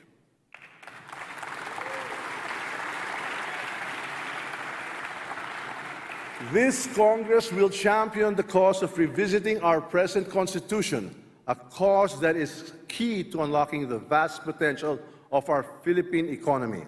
Romualdez said when the economy further grows, more Filipinos live prosperously. Hence, reviving Cha-Cha is a step forward toward more favorable economic conditions that prop up the country's competitiveness on the world stage. Gagawin natin lahat para buksan ang ating ekonomiya sa puhunan. Pag-aaralan natin ang lahat na paraan kung paano makikinabang ang ordinaryong tao sa pag-amyendahan ng ating konstitusyon. In a separate interview, House Senior Deputy Speaker Aurelio Dong Gonzales Jr. also clarified the House's campaign for Cha-Cha is not about personal ambition of political power, but aimed at helping the nation progress. Wala kaming pinag-usapang Prime Minister. Basta kung political na pinag-usapan, yung aking term limits na 5 years and 2 terms. Diba? Tapos may re-election lang yung presidente. Kabuka ng Vice President, para the continuity. Mela Lesmoras for The Nation. Many Solons of both chambers of Congress admit to the need to amend some of the economic provisions of the Constitution that are no longer in tune with the times via charter changer. However, some even before have already expressed adamant opposition if certain political provisions are tinkered with, which is exactly what a lawmaker wants to push for. Who that lawmaker is, Daniel Manalastas reveals in this report. Some senators are now pushing for charter change. As Senator Robin Hood Padilla filed resolution of both houses number 5. Under the proposed resolution, from the existing 24, the number will climb to a total of 54 senators, 30 of which will be elected from different regions. There will no longer be a 6-year term of office. Instead, the proposed term of service is 8 years, with 1 re-election term allowed. But those elected in the regions will only allowed a 4-year term, while House lawmakers will serve 4 years instead of the current 3. For the President and Vice President, they will be elected as presidential ticket or joint candidates with a 4-year term each and a shot at a one-time re-election. Hindi ko lang maintindihan talaga bakit dito sa Pilipinas ginawa nating parang Biblia yung konstitusyon, ayaw nating amendahan man lang. Sana buksan natin ng pag-iisip natin na kung gusto natin talaga ng pagbabago sa Pilipinas, na lahat naman tayo, yun ang ating mithiin, una natin baguhin ang konstitusyon. But Padilla needs numbers to get this through. That's why he confirmed that some senators under the PDP Laban Duterte wing is in talks with the other faction of PDP Laban under Senator Coco Pimentel. Padilla wants the two factions of PDP Laban to unite. Araw-araw ko nililigawan yan, tanong mo kay chairman. Lagi ko siyang, everyday yun, nakikita ko siya, boss, mag-isa na lang tayo. Wala na, tapos na yan. Wala na siguro. Hindi, sabihin, yung issue na yon hindi na mainit ngayon. Kasi yung issue na yan, nagkaroon ng issue na yan nung sila ang nakaupo. Pero ngayon na hindi na sila nakaupo, iba na ang mga mayor, siyempre, dapat na tayong isang tabi na natin yung mga ating mga interest, yung interest na ng partido ang isulong natin. Senator Bongo meanwhile said no formal talks have been held as of yet, but he believes now is the time to sit down and talk. Napapanahon na rin po siguro na magkabati at mag-usap at magkaisa. Ilan na nga lang kaming membro ng PDP Laban, 4 dito sa Senado. At kilala niya ako, ayaw ko ng gulo, mas gusto kong nagkakaintindihan. Daniel Manalastas for The Nation. The government is set to launch its revolutionary rice subsidy program next year. Speaker Martin Romualdez says the program will be included in the government projects that will be funded under the 2024 national budget. Under the said program, assistance will be provided to all qualified beneficiaries and will help consumers and farmers as well. Romualdez added the primary goal of the program is to provide an opportunity for Filipinos to buy rice for not more than 30 pesos a kilo. With this new program, we seek to drive down the price of the quality of rice by almost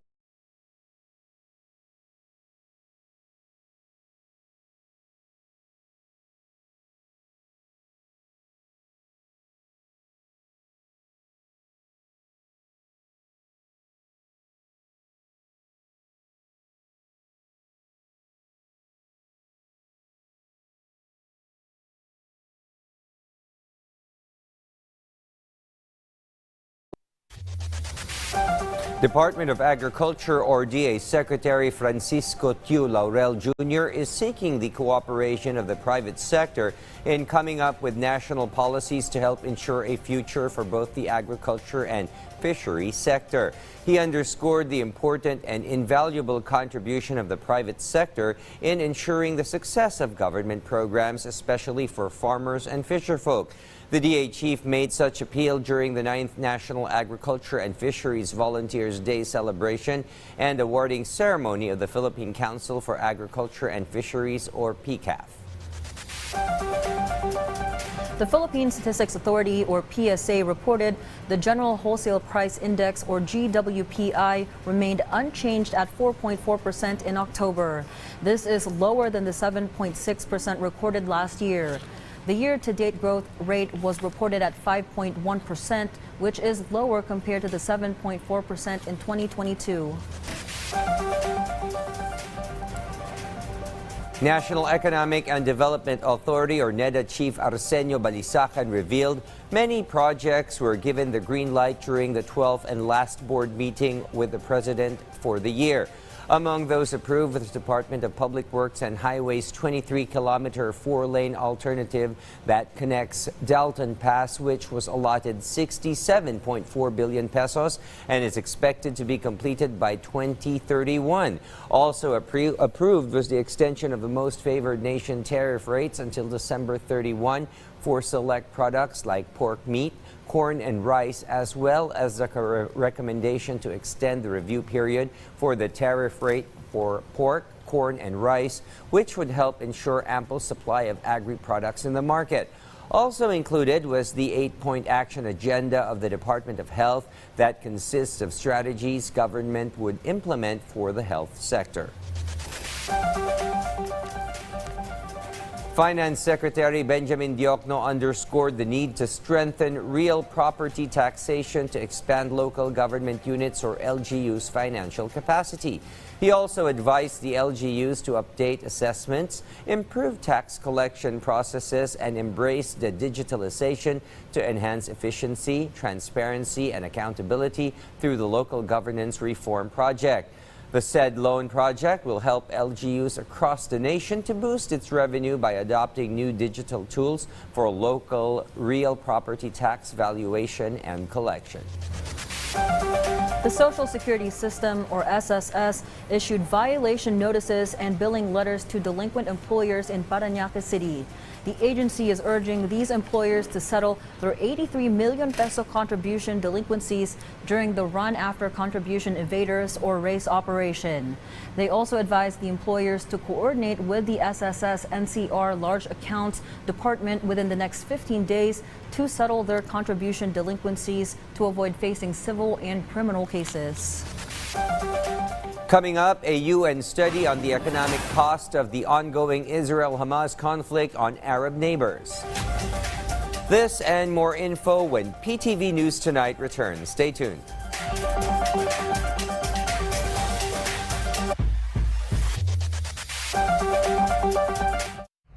Health Watch, alertong pangkalusugan. Mga paalalang pangkalusugan laban sa leptospirosis. Ang leptospirosis ay sakit na dulot ng Leptospira bacteria mula sa ihi ng infected na mga hayop. Naipapasa ito sa pamamagitan ng pagtalsik ng kontaminadong tubig sa mata, ilong at bibig, sa kontaminadong pagkain at inumin, at paglusong sa maruming tubig habang may bukas na sugat. Kabilang sa sintomas ng leptospirosis ang lagnat, panginginig, pananakit ng katawan, sakit ng ulo, pamamantal, pamumula ng mata, paninilaw ng balat, at diarrhea. Kung hindi maagapan, maaari itong makapinsala sa bato, utak at atay. Agad kumonsulta sa inyong doktor o sa malapit na health facility kung makaramdam ng sintomas. Para makaiwas sa leptospirosis, iwasang lumusong sa maduming tubig o baha. Gumamit ng bota at gloves kung kinakailangan. Maligo at magsabon agad kung nababad sa maduming tubig. Siguraduhing malinis ang inumin. Panatilihing malinis ang bahay at kapaligiran at ugaliin ang tamang pagtatapon ng basura. Tandaan, sa panahon ng sakit, dapat laging listo.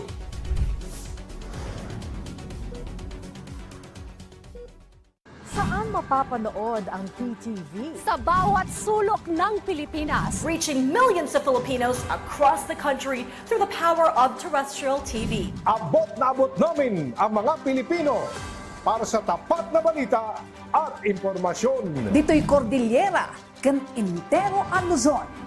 Da kami, timapang namnamaan. Sa aton sa Visayas, wala kami mapugong sa pagpaabot sa unsang hitabo.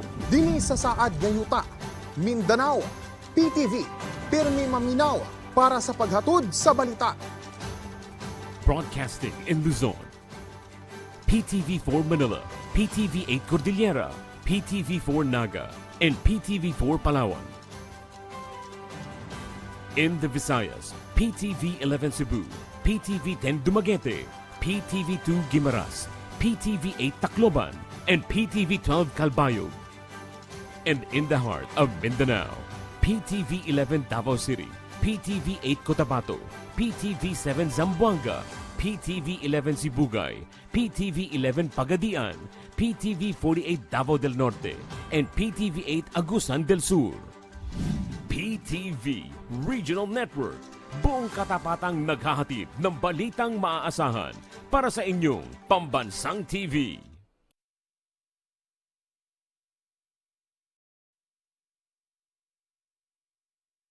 Congratulations to the official voice of the People's Television, Mr. Bragi Braganza, for being recognized as the Outstanding Professional Network Voice-Over Announcer at the Southeast Asian Premier Business and Achiever Awards. Your PTV family is proud of you.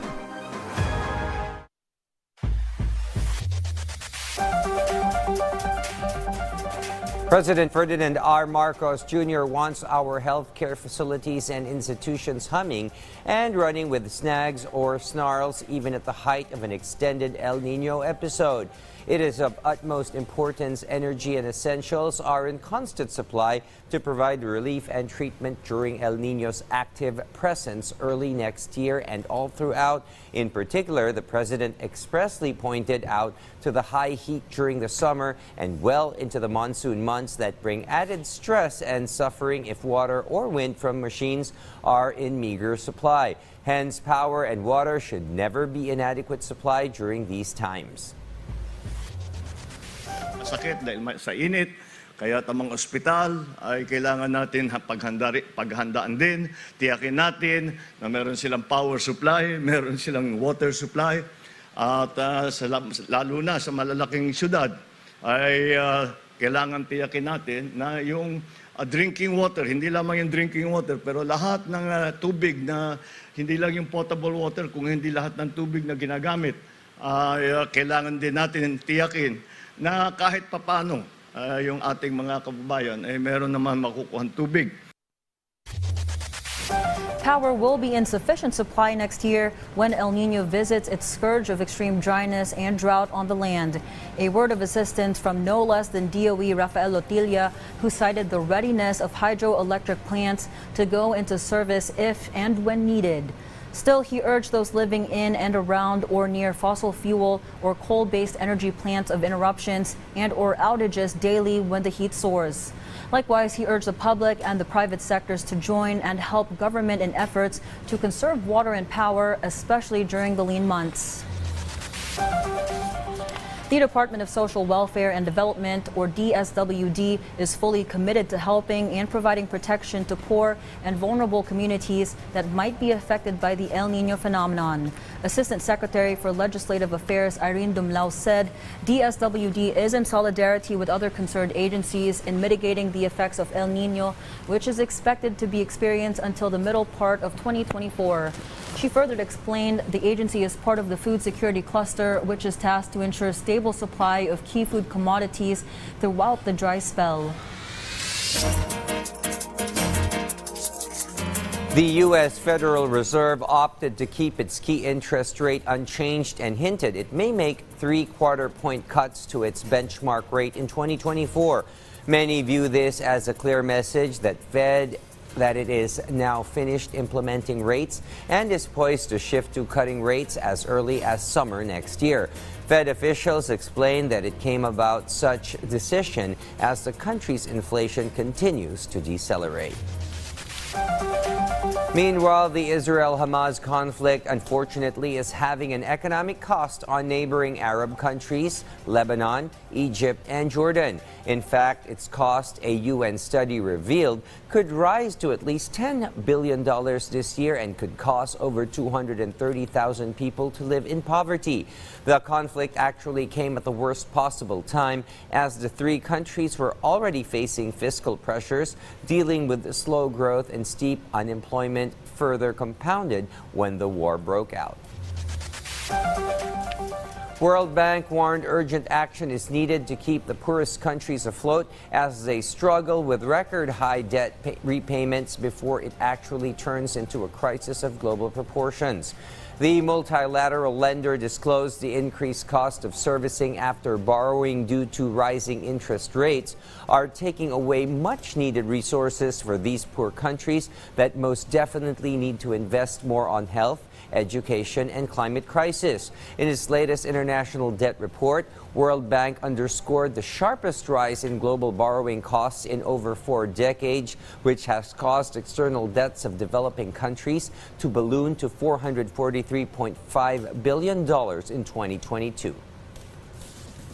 The Pfizer revenue is expected to fall at $8 billion next year. This is a further decline from the analyst forecast of $13 billion and Pfizer's own reduced view of $12.5 billion for this year.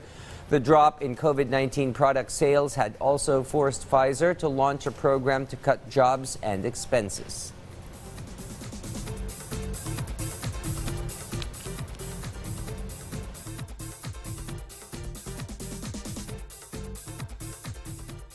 The local stock market surged with the main index reaching the 6,400 level.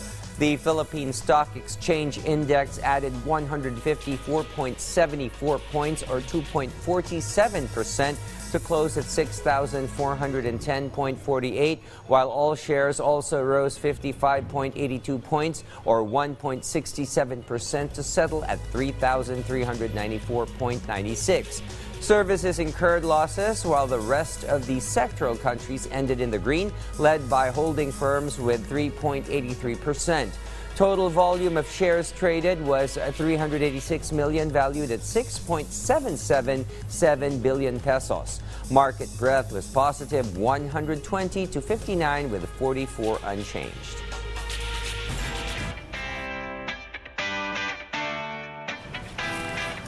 We'll now give you the latest buzz here in Pop Culture Corner. First up, Netflix announced the third season of the hit period drama Bridgerton will be released in 2 parts next year. The first installment will premiere on the streaming app on May 16, while the second part is scheduled on June 13. The third season will focus on the romance between Colin Bridgerton and Penelope Featherington. Billboard revealed the top 10 highest-grossing K-pop tours for this year.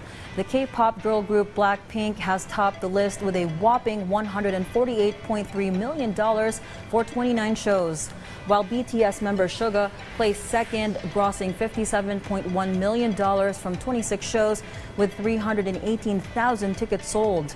Among the other acts who made on the list are Twice, Tomorrow by Together, and 17. The Art Fair Philippines announced its event dates for next year. The much-awaited art event will take place on February 16 to 18, still at the Link Car Park in Makati City. The Art Fair Philippines is known as the premier platform for exhibiting and selling the best in modern and contemporary Philippine visual art.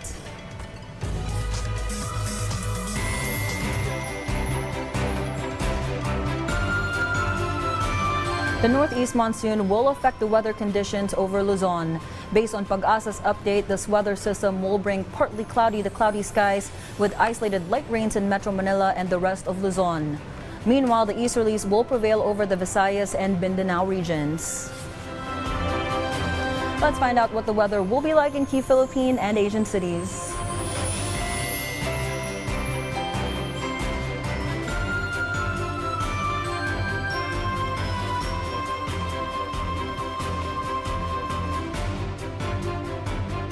Two nations supporting the country following the latest WPS tension is up next. The details when we come back.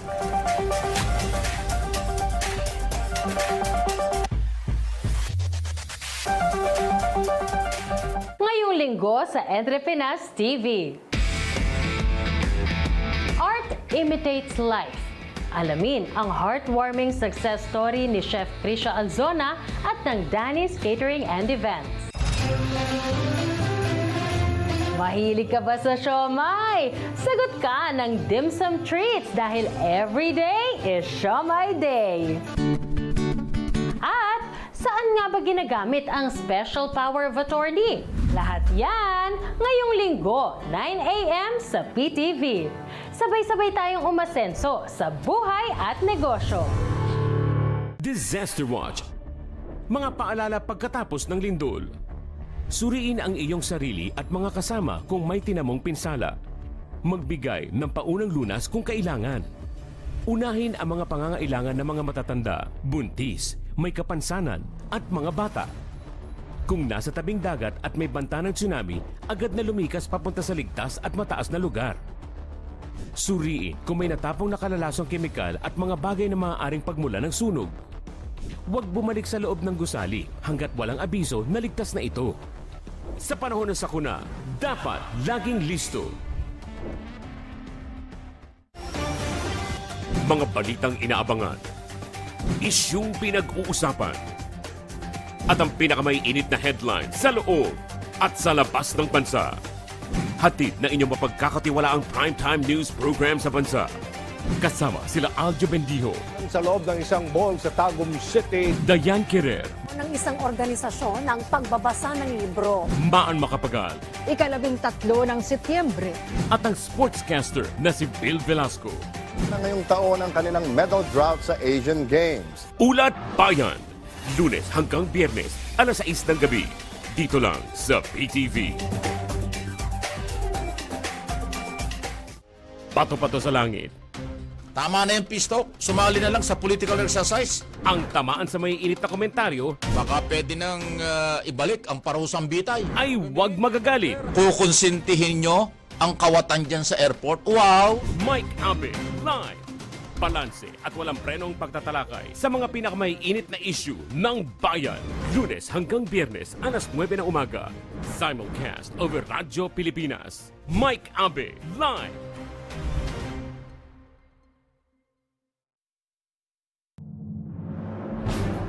Sa mabilis na takbo ng panahon, mahalaga sa amin ang maihatid sa inyo ang pinakabago at makabulahang impormasyon. Mula rito sa Malacanang, Kinilala ni Pangulong Ferdinand Inihayag ni Remulla ngayong araw 150 billion pesos worth of investment pledges. Kasama ang mga tapat nating tagapaghatid balita. Kahit saan, kahit kailan, kasama nyo ang PTV para sa bayan. Ito'y produkto ng demokrasya na malaya nating tinatamasa ngayon. Ang pagiging journalist o mamamahayag ay parehong responsibilidad, pribilehiyo at oportunidad na makatulong sa tao. Ito ay serbisyo publiko sa pamamagitan ng pagbibigay ng kinakailangang impormasyon ng tao. Kasama na din dito na matulungan silang na makapagdesisyon lalo na sa mga usapin na may kinalaman ang bayan. Sa pamamagitan ng pagtutok sa mga pangyayari o sitwasyon, ako'y naniniwala na nakakatulong ito sa pagkakaroon ng call to action o yung agarang pagtugon sa mga mahalagang issue. At hopefully, ito ay nakakaambag sa pagkakaroon ng positibong pagbabago sa lipunan.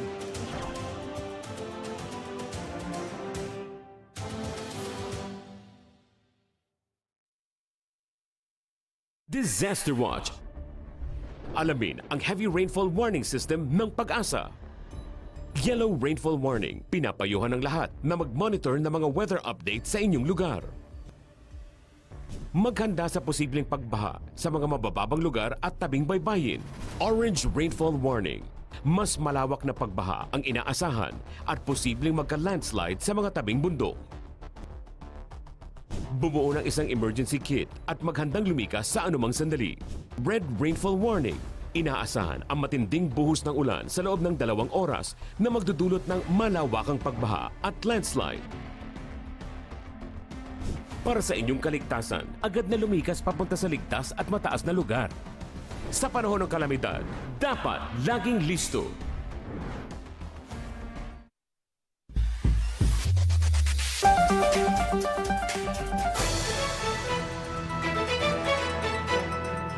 National Security Advisor Eduardo Año earlier today held a three-way phone chat with two counterparts, Japan's Akiba Takeo and U.S. National Security Advisor Jake Sullivan. First of all, Año extended his heartfelt thanks to both Takeo and Sullivan for their full support for the Philippines on the latest harassive and bullying incident perpetrated by China's Coast Guard and militia vessels in the West Philippine Sea. Likewise, Año echoed the president's assertion that the country will not be cowed by China's acts of hostility on the high seas, their disregard for the rule of law, and their campaign of disinformation on the world stage. The trilateral phone call also dwelt on the need for heightened maritime cooperation by way of capacity building, maritime domain awareness, and joint patrols. Then again, both Japan and the United States expressed alarm and called out China to observe and obey the 2016 arbitral ruling and police itself of provocative acts on the high seas. The Bureau of Immigration, or BI, has successfully deported 180 Chinese nationals. BI Commissioner Norman Tansinko reported the deported Chinese nationals were among those arrested in an operation conducted by the Presidential Anti-Organized Crime and the Philippine National Police Women and Children Protection Center in Pasay City. The BI chief added the actions of the said individuals ran counter to local laws and public interest, therefore making them undesirable aliens. The Philippine National Police, or PNP, warned security guards who will indiscriminately fire their guns during the holiday festivities will face arrest or penalties.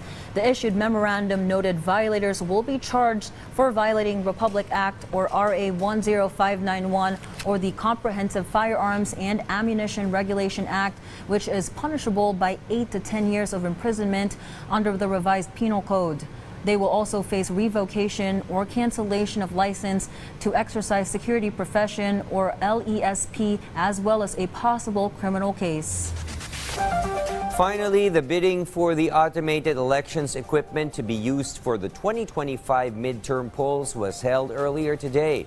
Strangely enough, a lone joint venture bidder managed to qualify but then had to be taken out for falling short on legal document production and compliance. Our Luisa Erispe on the next bidding date, and one Smartmatic trying to get into the mix legally.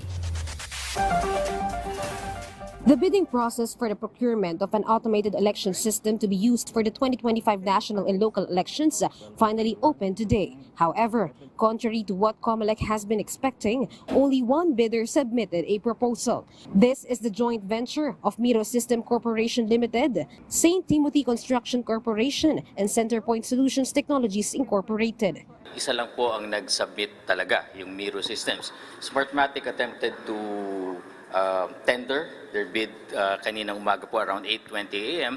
but the SBAC Secretariat refused receipt given the decision of the COMELEC and bank dun sa election matter natin. But even if they are a lone bidder, COMELEC made sure they are eligible for the procurement, and they won't exceed the budget for the COMELEC for the procurement, which is 18.8 billion pesos. However, during the bidding, COMELEC announced Miru was ineligible due to failure of compliance on legal documents. Another bidding will be reopened on January 4, 2024, so they can once again participate, as well as other bidders. Meanwhile, Smartmatic still insists in submitting its proposal. However, it wasn't accepted by the Committee for Compliance on the resolution released by the COMELEC and bank disqualifying Smartmatic on all bidding and procurement procedures of the poll body. They also said they are also waiting for a restraining order from the Supreme Court for the petition filed by Smartmatic against the unbanked decision. Yung hindi po tinanggap because of the compliance of the SBAC to the resolution of the Commission and Bank disqualifying Smartmatic. Kung may makatatanggap po kami galing sa Korte Suprema, sabi nga po kanina, titignan namin kung ano ang pinag-uutos ng Korte Suprema at kung ano man po yan susundin ng COMELEC. Luisa Erispe for The Nation. We will be right back after these important reminders.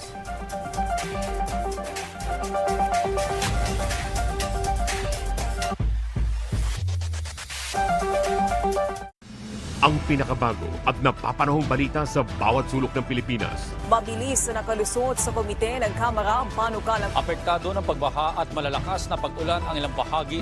Mapapanood oras-oras mula sa Luzon, Taytay ti pananapnukan ti may sa senior citizen, Visayas, Dulaan sa 700,000 ka mga plaka. hanggang Mindanao. Nagpasidian karon ang Food and Drug Administration kung FDA Ang multilingual hourly news break ng bayan. Nakabantay at laging rumoronda sa PTV Balita ngayon. Dito lang sa inyong pambansang TV.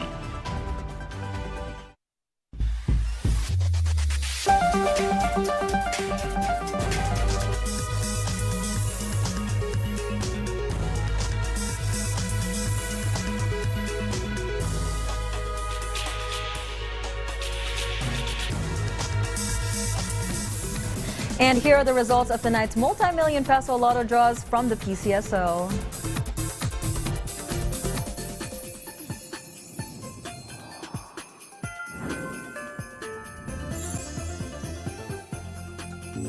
Good evening, Lotto players!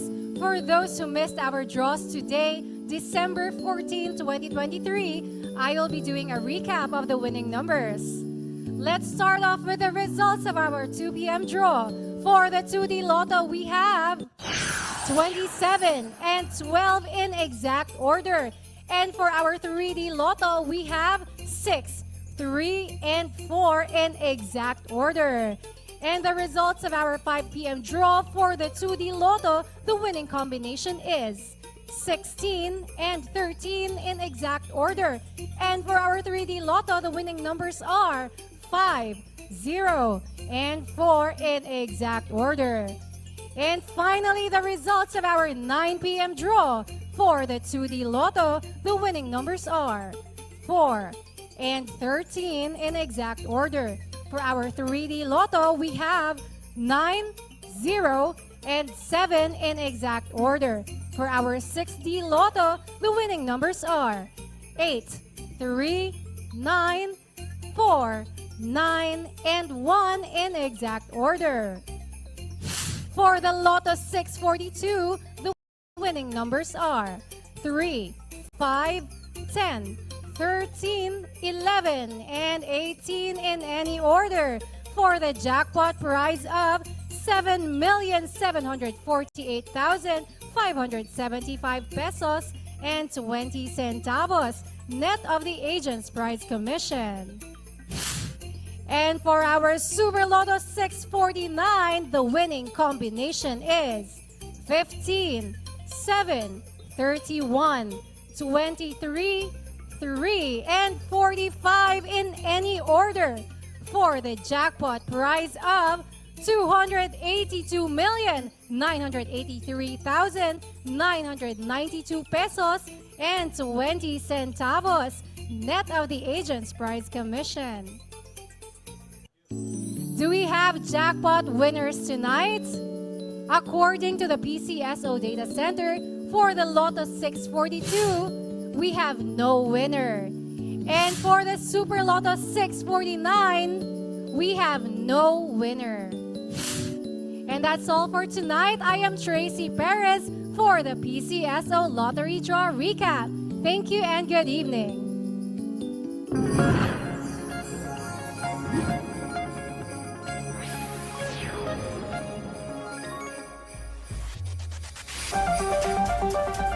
United Filipino Seafarers, or UFS leader engineer Nelson Ramirez, has publicly criticized Amor Seaman on his social media page for its ties to attorney Panambo, a prominent lawyer known for representing seafarer claims. Amor Seaman has been notably active in recent policy debates on the Magna Carta for seafarers, challenging key provisions more vigorously than many seafarer unions and employers.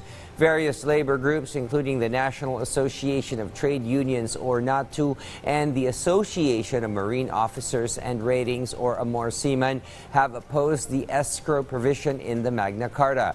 Despite presenting itself as a seafarer union, Amor Seaman is not an officially recognized labor union and lacks a collective bargaining agreement, or CBA, on any ship employing overseas Filipino workers, or OFWs. Sources from the NLRC, NCMB, and the DMW confirmed the active involvement of lawyers Panambo and Gorecho in seafarer claim cases. It underscores the importance of a comprehensive legal framework that protects the interests of seafarers and employers, aiming for a fair and ethical maritime industry. R&D, or research and development, is an integral part of commercial production and policy formulation. Any work product or government program worth a consumer's hard-earned money or citizenry compliance must be seamless, systematic, or in tip-top quality, and without glitches or side effects, which R&D takes care of. Our Rod Lagusa dwells more on the issue on the occasion of the NRCP's 90th founding anniversary. Research must be done prior to any implementation of any program or policy, as this should be evidence-based. This is what the National Research Council of the Philippines and the Department of Science and Technology continuously advocating. Na bago maggawa ng isang batas, dapat talagang kasama yung mga eksperto sa paggawa.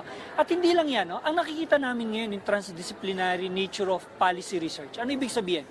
Sa simula pa lang ng pag-iisip ng mga problema at ng mga metodolohiya sa panaliksik, dapat kasama yung lawmakers, yung community, yung stakeholders, yung even industry, no? Cepeda explained this is to ensure the research being conducted is suitable for what is needed. He also believes that over time, legislators are listening more to science and experts as the current administration's support for science.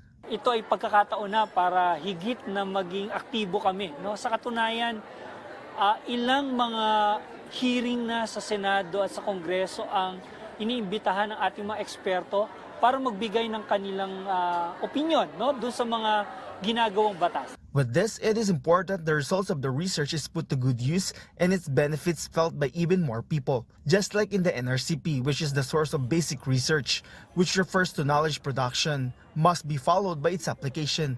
Merong pathway na pupuntahan para magamit yung knowledge na yon. At ito yung function naman ng iba't ibang agencies ng DOST. So halimbawa, from basic research, pupunta siya sa applied research. Pagkatapos sa applied research, nandun siya sa commercialization. Also, as part of the NRCP's goal is to bring research closer to the people, to make them understand its importance. Because in the end, science is for everyone and its effect felt even more when understood by the people who benefit from them. Meanwhile, as part of the celebration of the 90th anniversary of NRCP, which is composed of many experts, institutions that have been part of many research endeavors were recognized. This included topics that affect or will affect us in the future, like the artificial intelligence. Rod Lagusad for The Nation. The Pag-ibig Fund is celebrating its 43rd anniversary today with the theme, Isang Pag-ibig na Ramdam ng Lahat. The agency continues to provide nearly 16 million members with its unique brand of service, tapat na serbisyo mula sa puso. Because of this, the Pag-ibig Fund stands today as the single largest source of home financing in the country and has grown its total assets to over 900 billion pesos. From PTV and PTV News Tonight, wishing you a happy 43rd anniversary Pag-ibig Fund.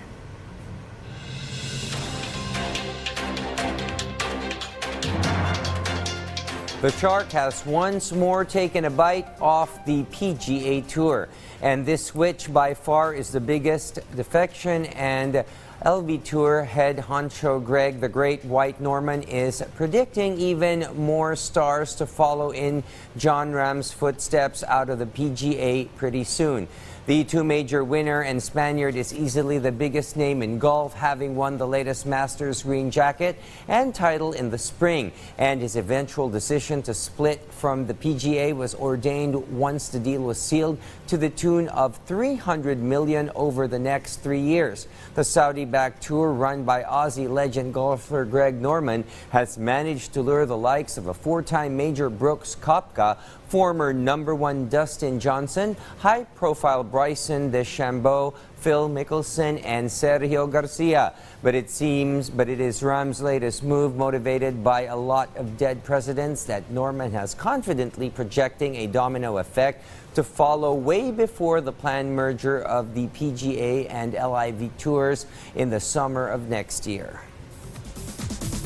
Meanwhile, here's a recap of today's lottery draws.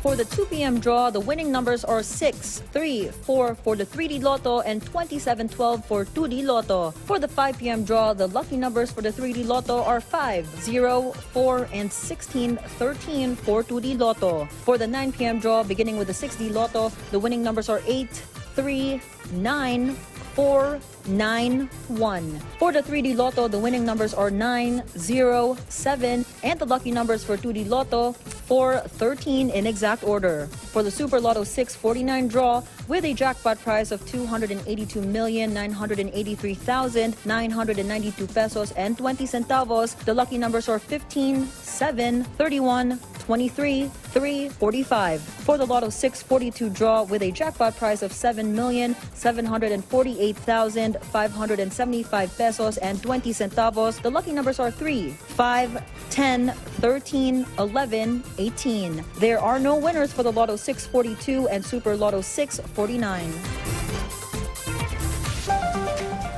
Our point to ponder for tonight comes from Carl Bard, American writer and editor who won 2 Pulitzer Prizes. And he says, though no one can go back and make a brand new start, anyone can start from now and make a brand new ending.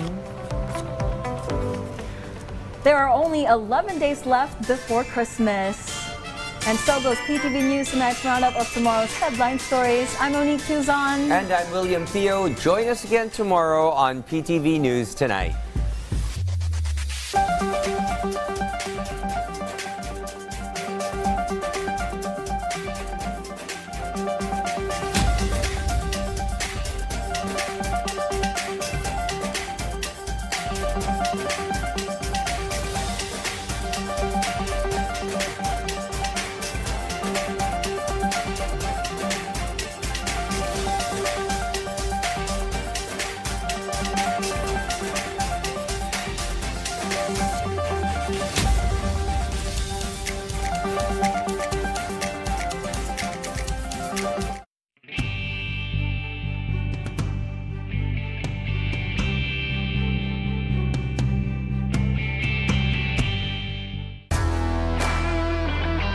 Ang mga may init na balitang tumatak ngayong linggo sa mundo ng sports. Ang billiards ay isa sa mga popular na sport na nilalaro ng karamihan. At sa pagkakaalam ng marami, isa itong male-dominated sport. Ngunit sa mga nagdaang panahon, unti-unting umusbong ang bilang ng mga kababaihang naglalaro nito. Upang makapag-develop ng world-class athletes, importanteng magsimula muna ang mga kabataan sa grassroots level at mabigyan sila ng quality training and proper guidance. PTV Sports, ngayong Sabado, alas 4:30 ng hapon. Dito lang sa PTV.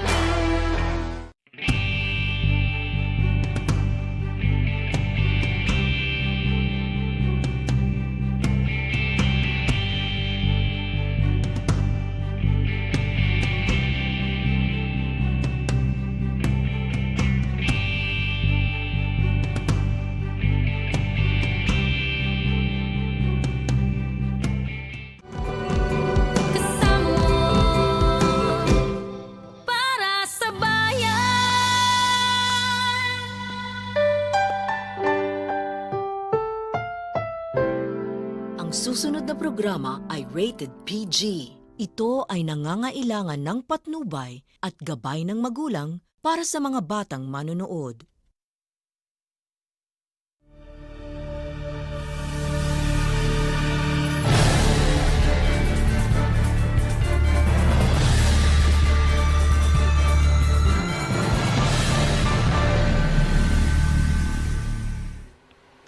Pleasant greetings, y'all. Proud Filipina Charm Zespina here. And for today's offering, we go to the village of Newtug, where after a devastating typhoon, there is an urgent need to relocate displaced residences to another village, Magtugvik. However, the erosion of the land is fast outpacing the construction that VOA Connect dwells on in this presentation, Washing Away Part 2.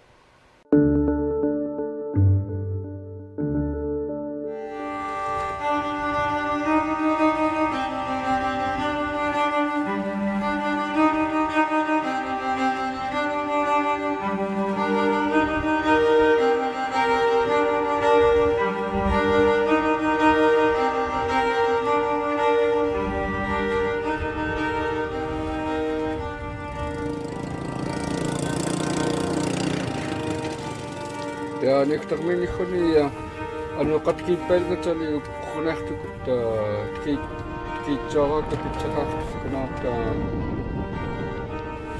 I'm scared of this instead of leave. It's really sad. And my family needs to be safe.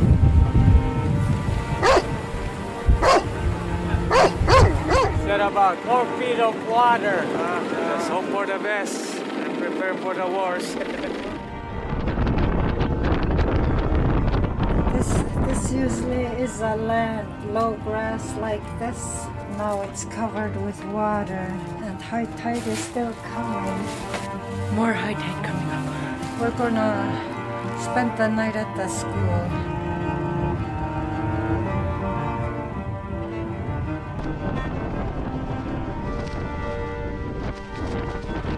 I didn't think a typhoon would come this way, but it happened.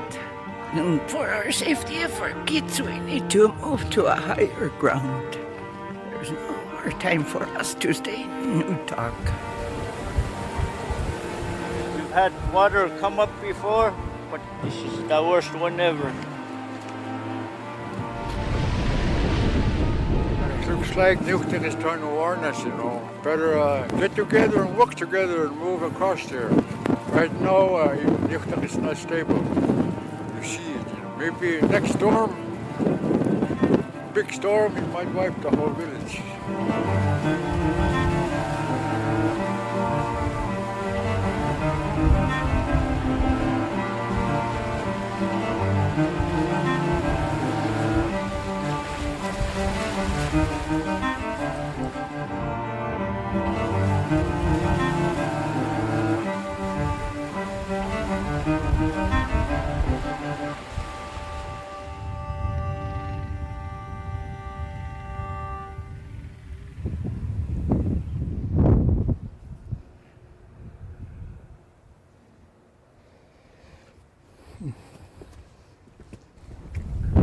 This here building was our community center where they play bingo or Eskimo dance, where we invite other neighboring villages.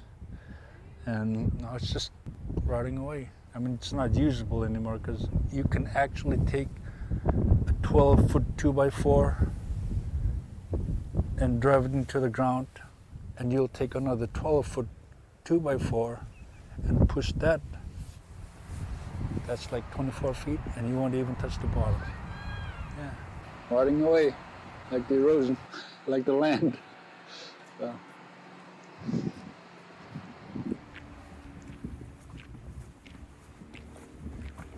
My dad built this late 70s, early 80s. Whole house is sinking down, so.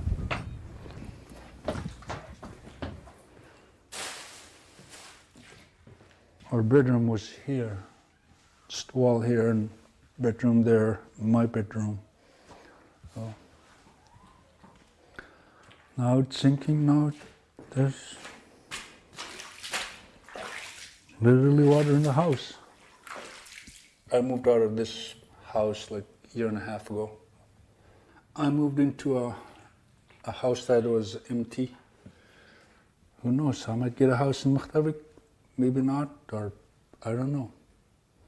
It's up to the council members to decide who gets a house.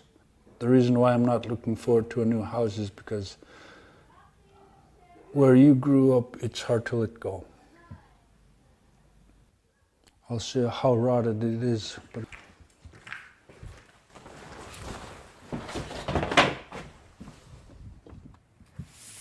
you can actually see how much it sank. It's all around. Just sitting there in a puddle. I tried to prevent water from getting too high, but it was a battle that I could never win. Yeah, when they moved me to that this house right here, it was a much better, safer house. And since they moved me there, my chances of getting a house over there went back because I'm living in a better house than my old house. Listen. Well, I gotta get going. I'm in a rush. I gotta beat the tide.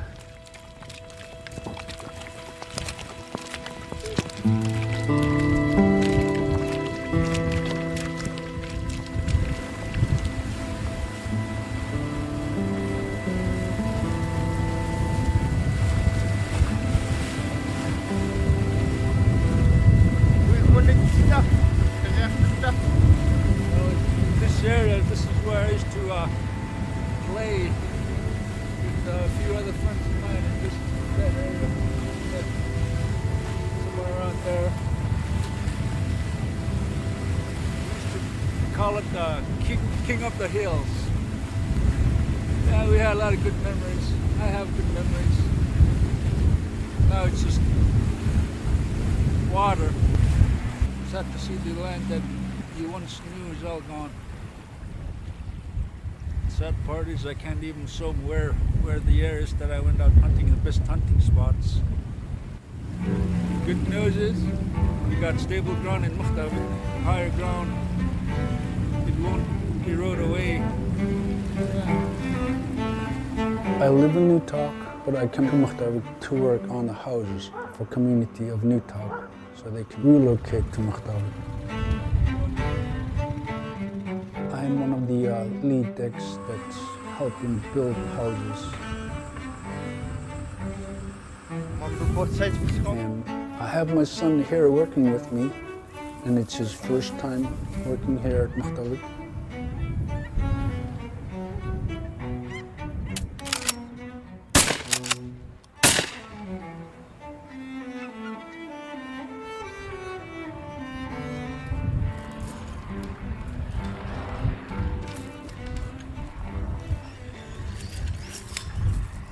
But gotta keep working.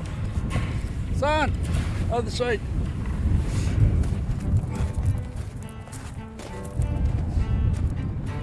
Dad.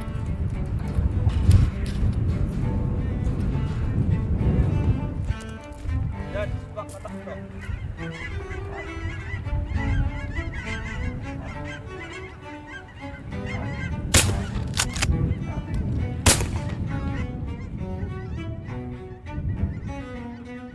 because he didn't aim straight enough. He missed. Didn't aim straight and shoot through. Well, everybody misses, you know. Well, not quite some of them.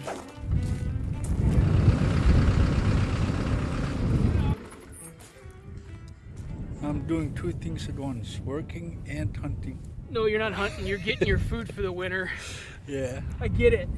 You know, so it's a matter of, you know, instead of me losing the crew for a day so they can go get their food for the winter, they're getting their food while they're working, and we're getting people moved. Can't get any better than that. As long as we get work done, he's happy, we're happy, everything works out. We make hats, we may miss, it's part of life, so we get it done.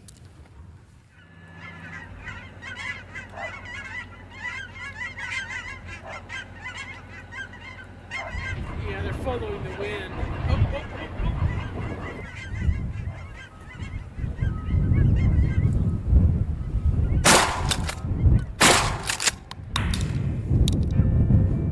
Right, Sebastian!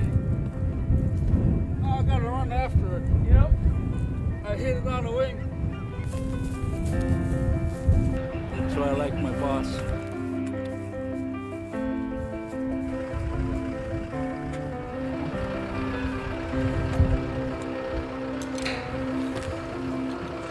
So what we're doing here is we're laying the foundation for the next house. And I like to think of it as we're laying the foundation for a family to grow and flourish away from where the devastating area they've lived in the past. Just very gently.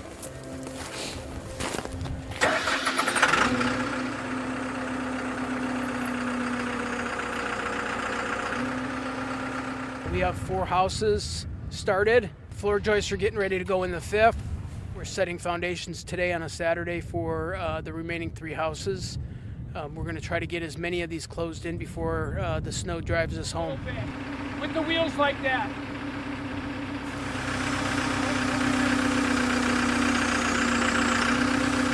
If we stop at a certain point and we don't have windows in a house or a roof in a house, these houses will pack with snow, and all the lumber would be ruined. We're making an end run for getting all 8 houses closed in. Closed in means roof on, windows on, and siding on to protect what we've done. And if I thought the weather was going to change and we weren't going to get that goal, it would be better to leave everything off the ground wrapped up nice and tight so water can't get to it. So we've decided this week to make a run for it. And I hope it doesn't bite us in the butt. Focus, focus. We don't have much time. Yes, we'll cut that up into smaller pieces. That's excellent. So the kids in their groups are finding dirt and grass and berries and kind of stuff that they will see out here in Makhtavik. We're going to go inside and we're going to make terrariums. On Fridays, we have outdoor school.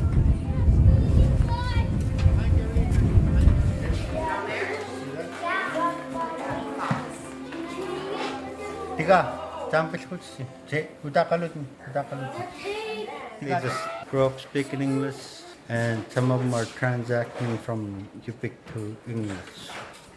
We want them to keep speaking their native language. Kavak in Yuchtul. Fox in English. So there are about 45 kids in the whole school. Yeah. So the number is going up, which we're excited about. That means more kids are moving over from Utah. Utah, finally. Finally. We need new talk here ASAP, as soon as possible. Because the erosion is not going to wait for people to move here. It's just going to keep eroding away. So by the end of fall season, probably by freeze up, the river line will probably be like maybe 50 to maybe 20 feet away from the school, I'm estimating. I'm not sure. Only he knows how far it'll be, not me. I can only estimate.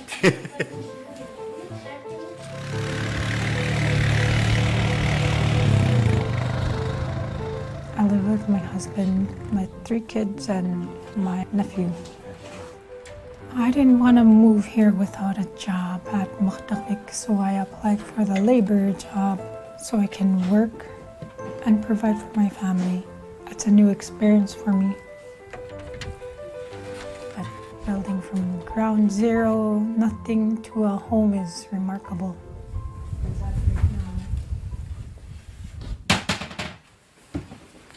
We don't have bed frames at the moment. We left our bed frame at Nutak because it was getting too old. I like my kitchen because it has cabinets and sink, which I didn't have in Nutak. I don't know, this is like an upgrade for me. It's way better than our home in Nutak. Everybody is under one roof. I got picked to get a new home because the condition of my home at Nutak was really bad. There was a lot of holes. The foundation of it was rotting. During the winter, our house would sift. It'd be nice if it was a 3-bedroom home, but I'm still blessed to have a better home. The bathroom. Every other 2 days, we go and dump the honey bucket way up to the landfill. It's not a toilet, it's actually a 5-gallon bucket. This house doesn't have any plumbing yet. Hopefully that'll come in soon when everybody from Nutak moves here. But that's gonna take quite a lot of time because getting funding from the agencies is time. The erosion doesn't have a time, it just keeps eroding. Come on in. You can actually see where they had the shoreline. It used to be a lot closer to here. It wasn't this far out here. Right.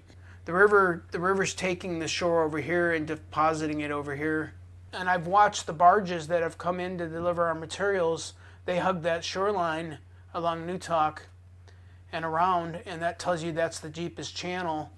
And that's where the waves are going to grow. And when the waves grow, coming in and hitting Nutak, that's when the erosion happens. Yeah. Especially from the south wind, When strong winds. Yeah, when the winds come from the south. You know, 20 years ago, when this whole relocation started, you can tell that it was done on a typewriter. Versus now we have it all on electronic, and we can have color photos in our documents to show what we're actually doing, and really good maps. I've been tracking the erosion since 2014, and here's the village of Newtok with their runway over here, the school's right here, and this green line is the 2019 erosion. And if we want to see where the shoreline was in 1954, it was way out here. I mean, you could see the yellow line where all the houses used to be. And we could tell that in 1954, the village of Newtok was a mile away from the shoreline. I mean, just looking at that yellow line, it brings back a lot of memories. Well, it doesn't put pressure on me because we're waiting on funding. And I can't build anything, or I can't have our crew build anything without money. I feel the pain. I'm sad by it. The biggest reality is when power goes out in the village and the house and the community floods, everybody goes into the school. Well, if a corner of the school gets impacted this year and makes it so it's not occupiable, this community has no safe shelter in storms. Average land loss a year is about 73 feet. The greatest land loss in any given year has been 135. So we could lose the school this year.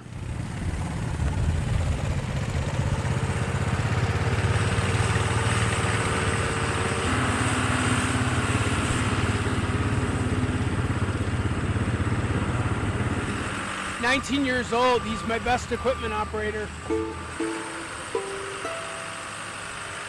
Building